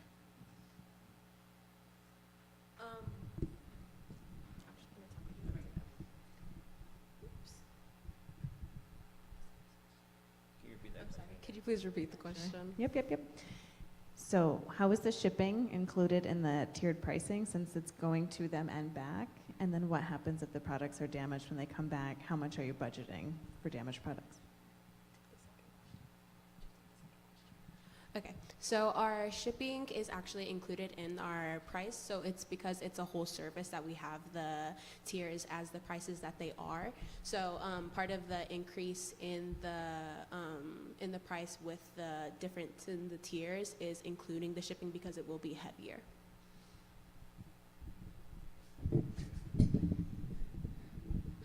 For the second question, if something is damaged in the box, you have 2 options. You can either just end up buying the whole box itself, or you can pay the fee of whatever you damage, and depending how bad you damage, if it's just a crack, depending what it is, you can pay that. Or if you completely destroy it, then you have to pay the full on fee for that. Thank you for the presentation. My question is around decorating being such a personal style preference. So would you have different styles that you would offer, like timeless and, fun? And would they change yearly? Because also, styles change over time. Or would you have like a base, base items? Thank you so much for your question. So we actually do end up differentiating our decorations a little bit to kind of make it sure that it's a more personalized feel for our consumers. And we are also very big on sticking with the trends. So as we expand, we'll include more like versions of the holidays and different holidays as well to appeal to different consumers and everything that they may need. Thank you for your presentation. My question is actually more of, I'm just curious, how did you come about the fact that you realized that this is a problem that needed to be solved? I feel like we all really had our different experiences. So David Lee is a military child, so he was talking about how this is a very beneficial thing for him. My family loves to decorate. My mom's absolutely crazy about it, but we can only park one of our cars in our garage because of our decorations. It's supposed to be a 3-car garage, and we can only fit one in there because of our decorations. So when Jasmine, who started this idea, she's in Ireland right now, when she came up with this, we all immediately was like, this is a great idea, and this would really benefit us personally as well. I like your mother. I would like to add on to that. It also is cost friendly. So on average, the average American family spends about $300 per holiday. The most being Christmas. It's like $330 on Christmas. With this, the tiers, we have $50 aid going on. It's way cheaper. So that again helps families, especially during Christmas. You can use some of that money more towards not your decorations, your gifts that you get your children, or cars or things like that. And adding on to that, it's also more environmentally friendly, which we didn't really touch on in our video, but millions of pounds of waste go towards the landfills just off of Christmas alone. So our subscription service not only reduces waste, but it also just makes it where it's more environmentally friendly. And I know that there's depreciation with our decorations as well, but once products become where we're not selling them anymore, we're trying to partner with orphanages and other centers like that, so where we can give back to our community as well to make sure that nonprofits get decorations as well. You answered my next question. Thank you. All right, thank you, judges. It sounds like there's nothing that can trip those students today.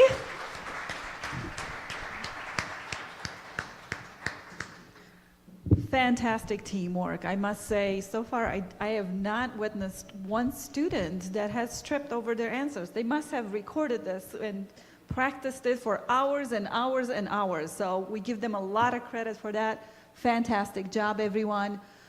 We will, believe it or not, and sadly I must say, we have just one more pitch to go. So not that I'm trying to drag this the whole day, because I would love to watch a lot more pitches, but I would. So unfortunately, we are coming down to the last but not the least pitch. We have SDNC, T number 8, and that is Save the Children Now. So if the tape is ready.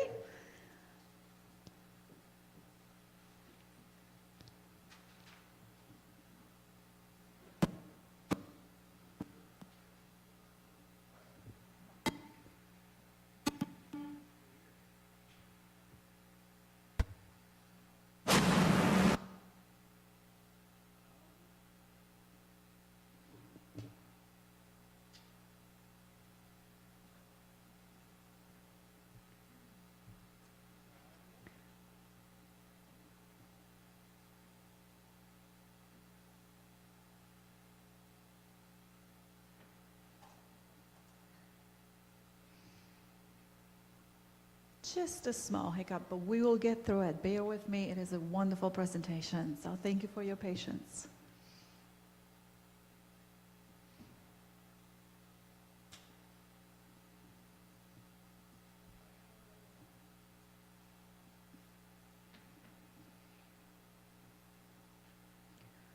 While we're trying to get the things set up for this next pitch, I would like to make a short announcement at the end of this pitch and the judges' questions. We will take 20 minutes for judges to deliberate. So during that time, I will be making a short presentation and maybe give you a little bit more information about IncubatorWork's. Once again, acknowledging some of the people that have helped us put this competition together and things of that nature, answer questions and so forth. So please stick around.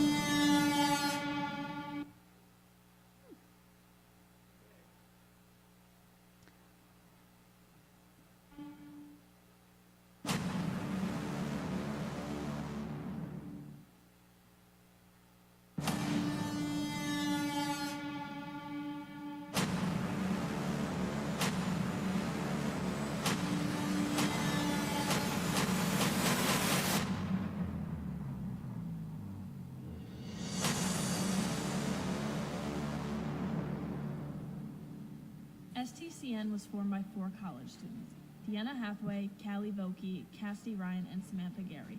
And although we all come from different backgrounds, we all have one common goal: to prevent human trafficking around the world. Our mission at STCN is to design products that help prevent human trafficking by keeping parents in contact with their children using compatible devices. We firmly believe that modern problems require modern solutions.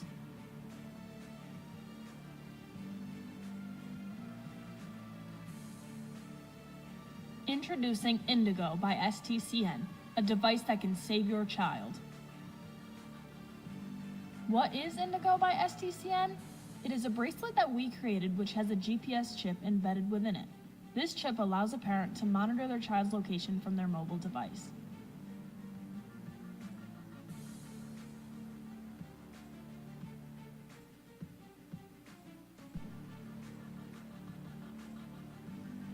You're probably wondering, how does our product work? Well, to begin, it syncs with the Life 360 app, which we plan to discuss more later. Our product has a battery life of 7 days, meaning a child can wear it for an entire week. But when the battery is running low, the parent will get a notification on their phone to plug in the device. One of the key components of our product is the emergency alert button that can be found on the inside of the bracelet. The reason why this part is so important is because if a child is in danger, they're able to simply press a button and send out their exact location to their parent as quickly as possible, and then the parents can take action as needed. On the Life 360 app, a parent has the ability to set different locations, such as work, home, school, or any other location that they choose. If their child is found in an unusual location, a notification will be sent to the parent's phone. All of these various components that our product has to offer allows a parent to stay in contact with their child while also having peace of mind. Moving on to our GPS tracking system, partnering with location sharing apps. As mentioned before, we decided to partner with Life 360 because we want to use this app in order for a parent to be able to connect to Indigo using their mobile device. By merging the Life 360 app with Indigo, parents will be able to access their child's location with ease. Life 360 has acquired 2 of our main competitors, Geobit and Tile, but Indigo by STCN has qualities that these products lack. What makes our product different? To begin, it's extremely durable. Additionally, our GPS tracking location system is going to be extremely reliable once fully developed. And lastly, our product appeals to children because they can customize it however they want. Indigo undoubtedly stands out substantially compared to our competitors.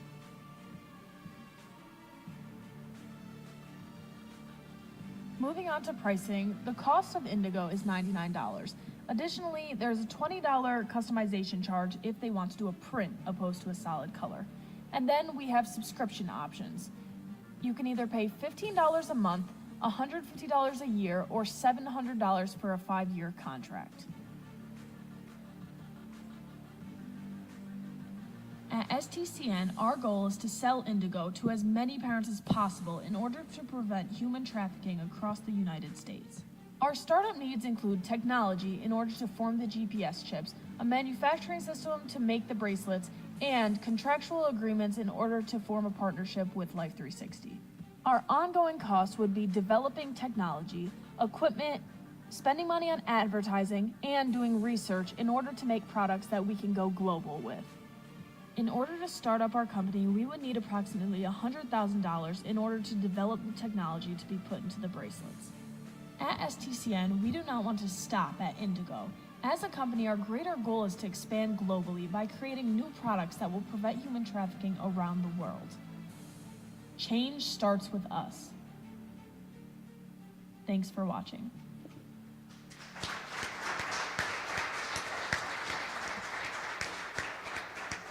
Yes, please welcome to the stage Team STNC. Save the Children, I'm sorry, STCN. I am stumbling through my words at this point. Save the Children Now. Thank you for being here. And their mentors are Professor Mark Abdallah and industry mentor Li Jing, who could not be with us today, but I see we have a representative from Rev Ithaca, one of our partner incubators, and we appreciate Mr. Brad Treat being with us today. So thank you so much. Thank you very much for that presentation. I have a question. Have you gotten to the prototyping stage of this? Like, where are you in your design stage? So right now, we've only done the research on it and kind of made the design that we want to approach. We'll need more funding because it's a lot more affordable to develop this in bulk. And so we're going to do more research on the technology, and then once we have that research done, we'll be able to develop the product. Thanks for the presentation. What an important topic. Can you speak to how you might be able to reach lower income families who that price tag and the subscription cost would be a challenge for them? Thank you for the question. We believe that through like the bulk sales, as Deanna said, that we would be able to lower the price. However, we believe that because it's such an important issue that people would be willing to pay the price because there is no compromise for safety. So that is something that we did consider. And in addition to that, when we originally started this, so our bigger mission is to go global because we want to prevent human trafficking around the world. So from the revenues that we make from our original sales, we want to use that, and we want to be transformational social entrepreneurs. So basically we want to start domestically, and we'll use those funds to also go global into lower income areas in different regions, but also within the United States. So we're going to use our profits to make more affordable products that we can give to everybody, because preventing human trafficking is a problem that is global. Hi, thank you for that presentation. So I know you are just in the research stage, but have you thought about the material, like how easy is it to remove? Can it be cut off if someone is taken? Do you have any thoughts on that? Thank you for the question. Obviously, it's a big thing to consider, especially because, you know, the product would be for children. Not only does it have to be durable, but comfortable, something that is safe. So those are all questions that we will be considering throughout the process.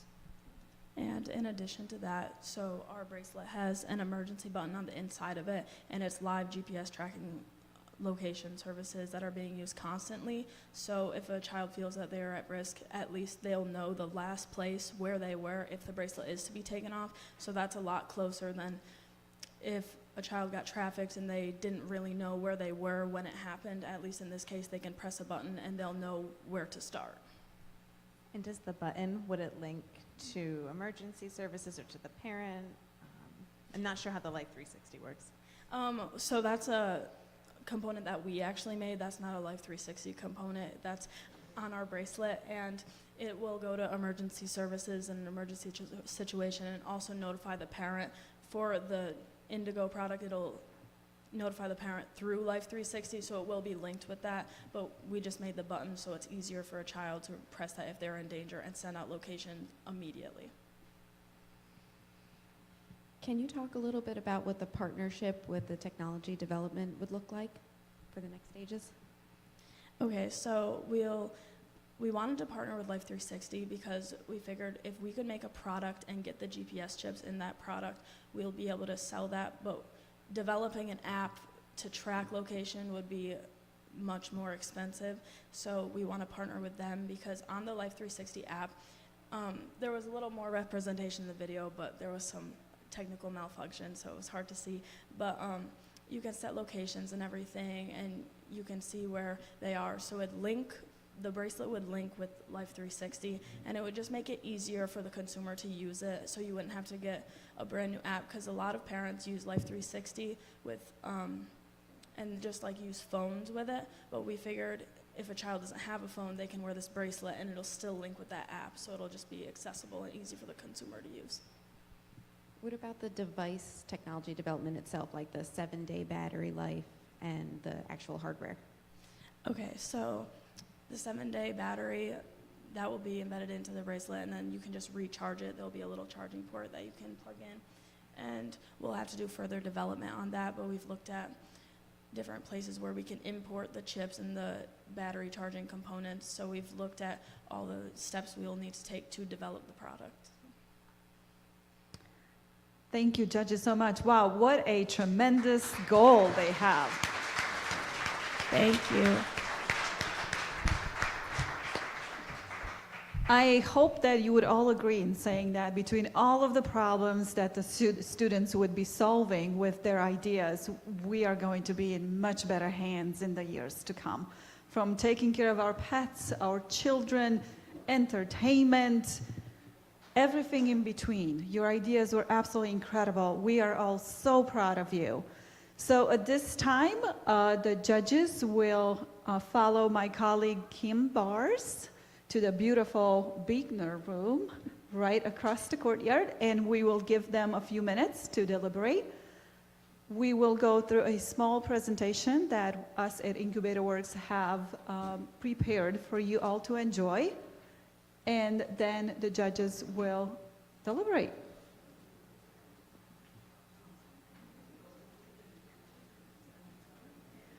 Also, real quick, teams numbers 1 through 4, our media consultants would love to have you outside for a quick little picture. So please, at some point when you find a few free minutes, if you could see somebody from the IncubatorWork's team, that would be wonderful.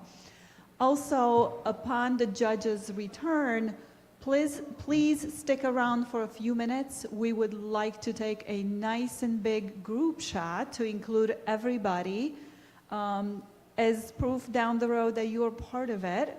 And not only that, but it's a great memory that you get to share with hopefully your friends, your families, your colleagues in the years to come. At the end of the group shot, we will also have some delightful cupcakes to celebrate our students. And of course, we'll announce the winners. And the winner of the online voting, the Viewer's Choice Award, which I will be closing momentarily. So please remember to text your friends, your family real quick and tell them to get on and vote for you. You need their vote.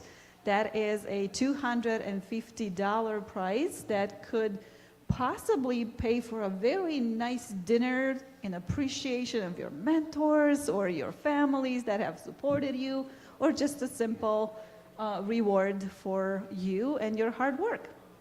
So, in the meantime, like I said, I do have a short presentation that I would like to share with you. So I will turn to my assistant here, Tim.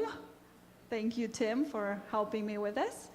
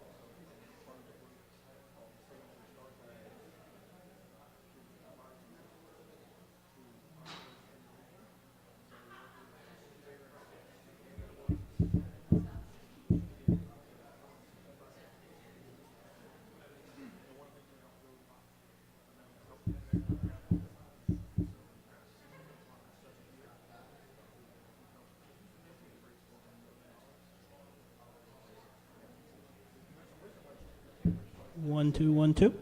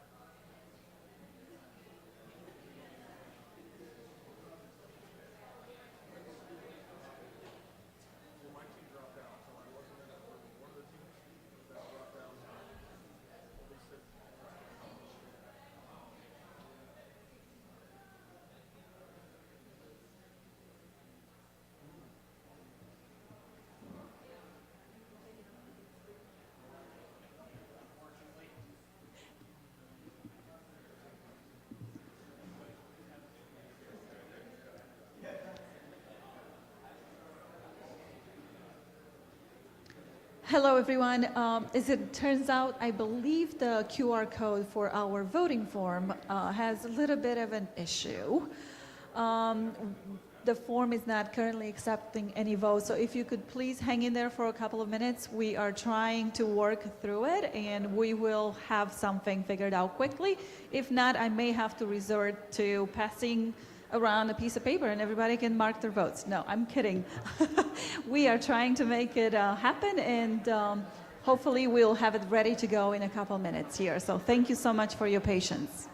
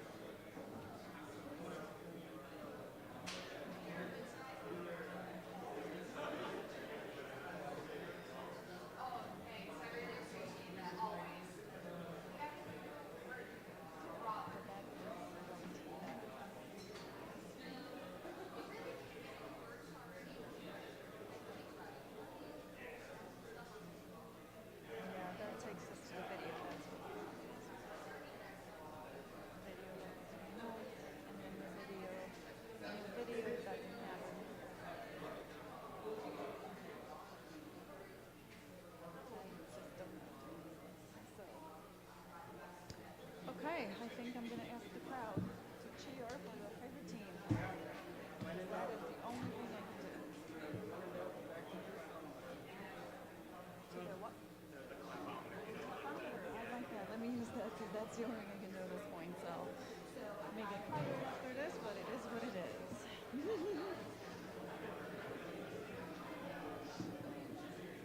Nothing. Okay. Okay. I guess clapometer it is. What's that? Yeah, so much fun. What's up?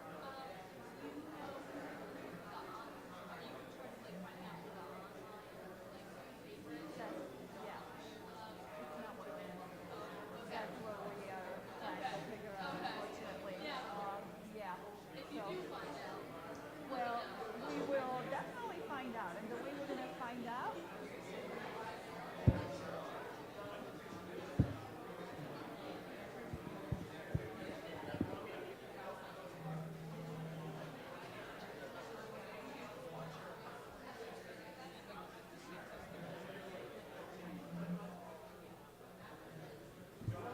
Testing. I will announce in a second.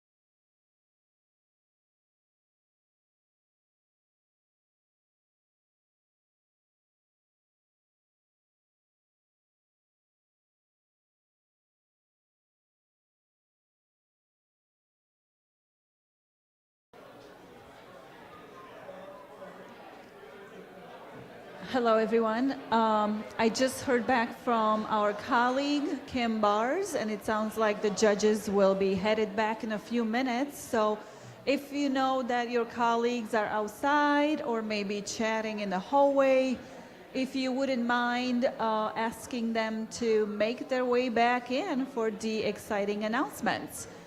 In the meantime, one of the announcements that I would like to make once again is that unfortunately our QR code is currently not working. However, the voting will be extended until 12 p.m. on Monday, and the winner of the Viewers' Choice Awards will be announced via email. At the same time, I would like to add that any votes that were cast prior to this issue will count. They will not be wasted votes. We will add those votes to the new votes coming in until Monday at noon. So if you've had family or friends that have voted, please do let them know that their votes will be counted towards the final votes. Thank you so much, and please do see me if you have any questions about the voting. I will gladly chat with you about it. But to clarify, the voting will stay open until 12 at noon on Monday, and all of the prior votes will count towards the new total number of votes. As we are waiting for the judges to make their way back into the room, I would also like to take this opportunity to once again thank you so much, our sponsors, for their support and tremendous community dedication over the years and in making this competition possible right here at Elmira College this year and hopefully in the years to come, and at Corning Community College. So thank you to our sponsors once again: Corning Community College, Chemung Canal Trust Company, Community Bank, Hilliard, IncubatorWork's, Elmira College, and Sales and Evans. Thank you so much for your support. And thank you. I see some group pictures happening in the back. That's absolutely wonderful. It gives us great pleasure and joy to witness that. This would be a great time for you all to sneak some group pictures in there. And the judges are coming in. Can we give them a round of applause?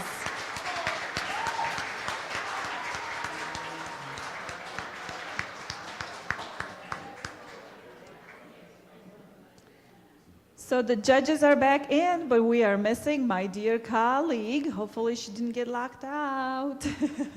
So Kim Bars, my colleague, was in the same room with the judges.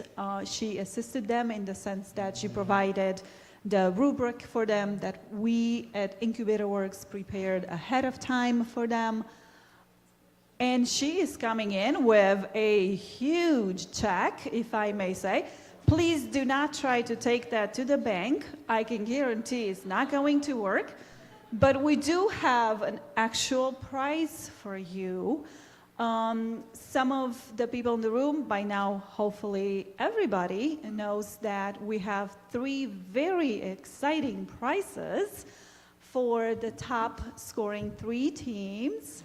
The first prize is $5,000. How amazing is that? The second prize is $2,500. Wonderful, right? And the third prize is $1,000. So how amazing, right? And that is straight cash, no strings attached. Our hope, of course, it would be that you would put it towards really good use, whether that use means actually working on developing your idea into a business or towards college. whatever you would like to use it, but we sure hope that you will put that to really good use because you have worked so hard for that prize. So, without further ado, I would like to open this envelope. Oh, wow. My colleague did a really good job hiding the team's names from me. I thought it would be easy, but it's not. So, we are going to announce the team in third place. Before I do so, are all the students in the room from as far as you can tell? Are we missing any teams? Okay, it sounds like everybody's here. Fantastic.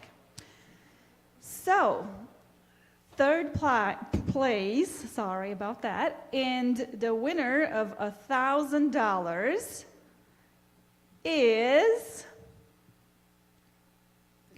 EC Bioplastic Collective from Elmira College.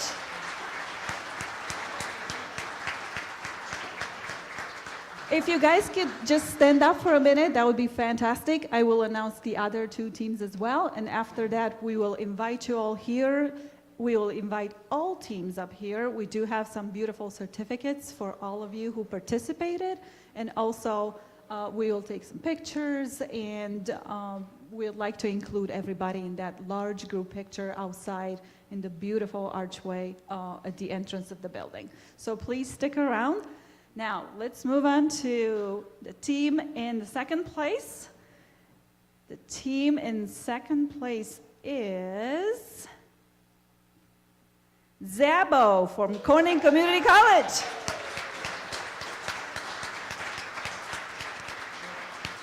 What's up, guys? We want to see your pretty faces. Yes, there we go. Woo! Good job. Nice job, teams. Congratulations. And the big, big, big moment is here to announce the top prize team, and that is Know and Grow from Corning Community College.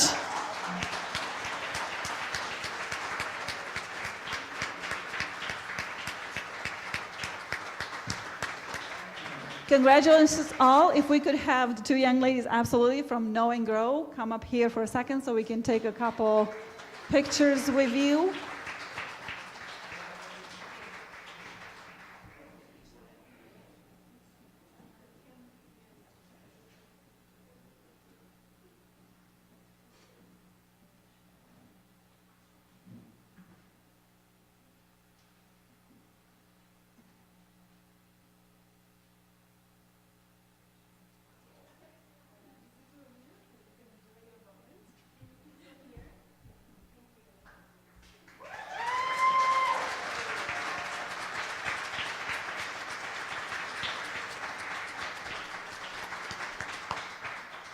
You can hang on to it, absolutely. Put it on the wall. It's your moment of fame. You've done so well. It's a recognition of your hard work towards this project. So, job well done. Everybody, congratulations. Way to go. We are so proud of you all. And please, please, please join us in this large group picture that we are hoping to get outside. The sun is up finally after a whole week of rain. So, let's walk outside to the courtyard, please, and let's take this wonderful opportunity to memorialize this great, great moment.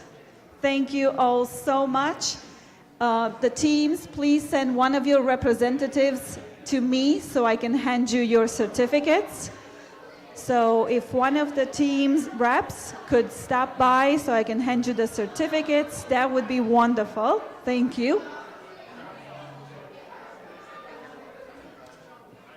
And once again, thank you all so much for being here and supporting our students. Once again, thank you so much to our host, Elmira College, for having us and putting together this great, great event together with the team at IncubatorWork's and our planning committee. Thank you, judges, once again. We hope you had a wonderful time. Mentors, industry mentors, academic mentors, thank you for being here.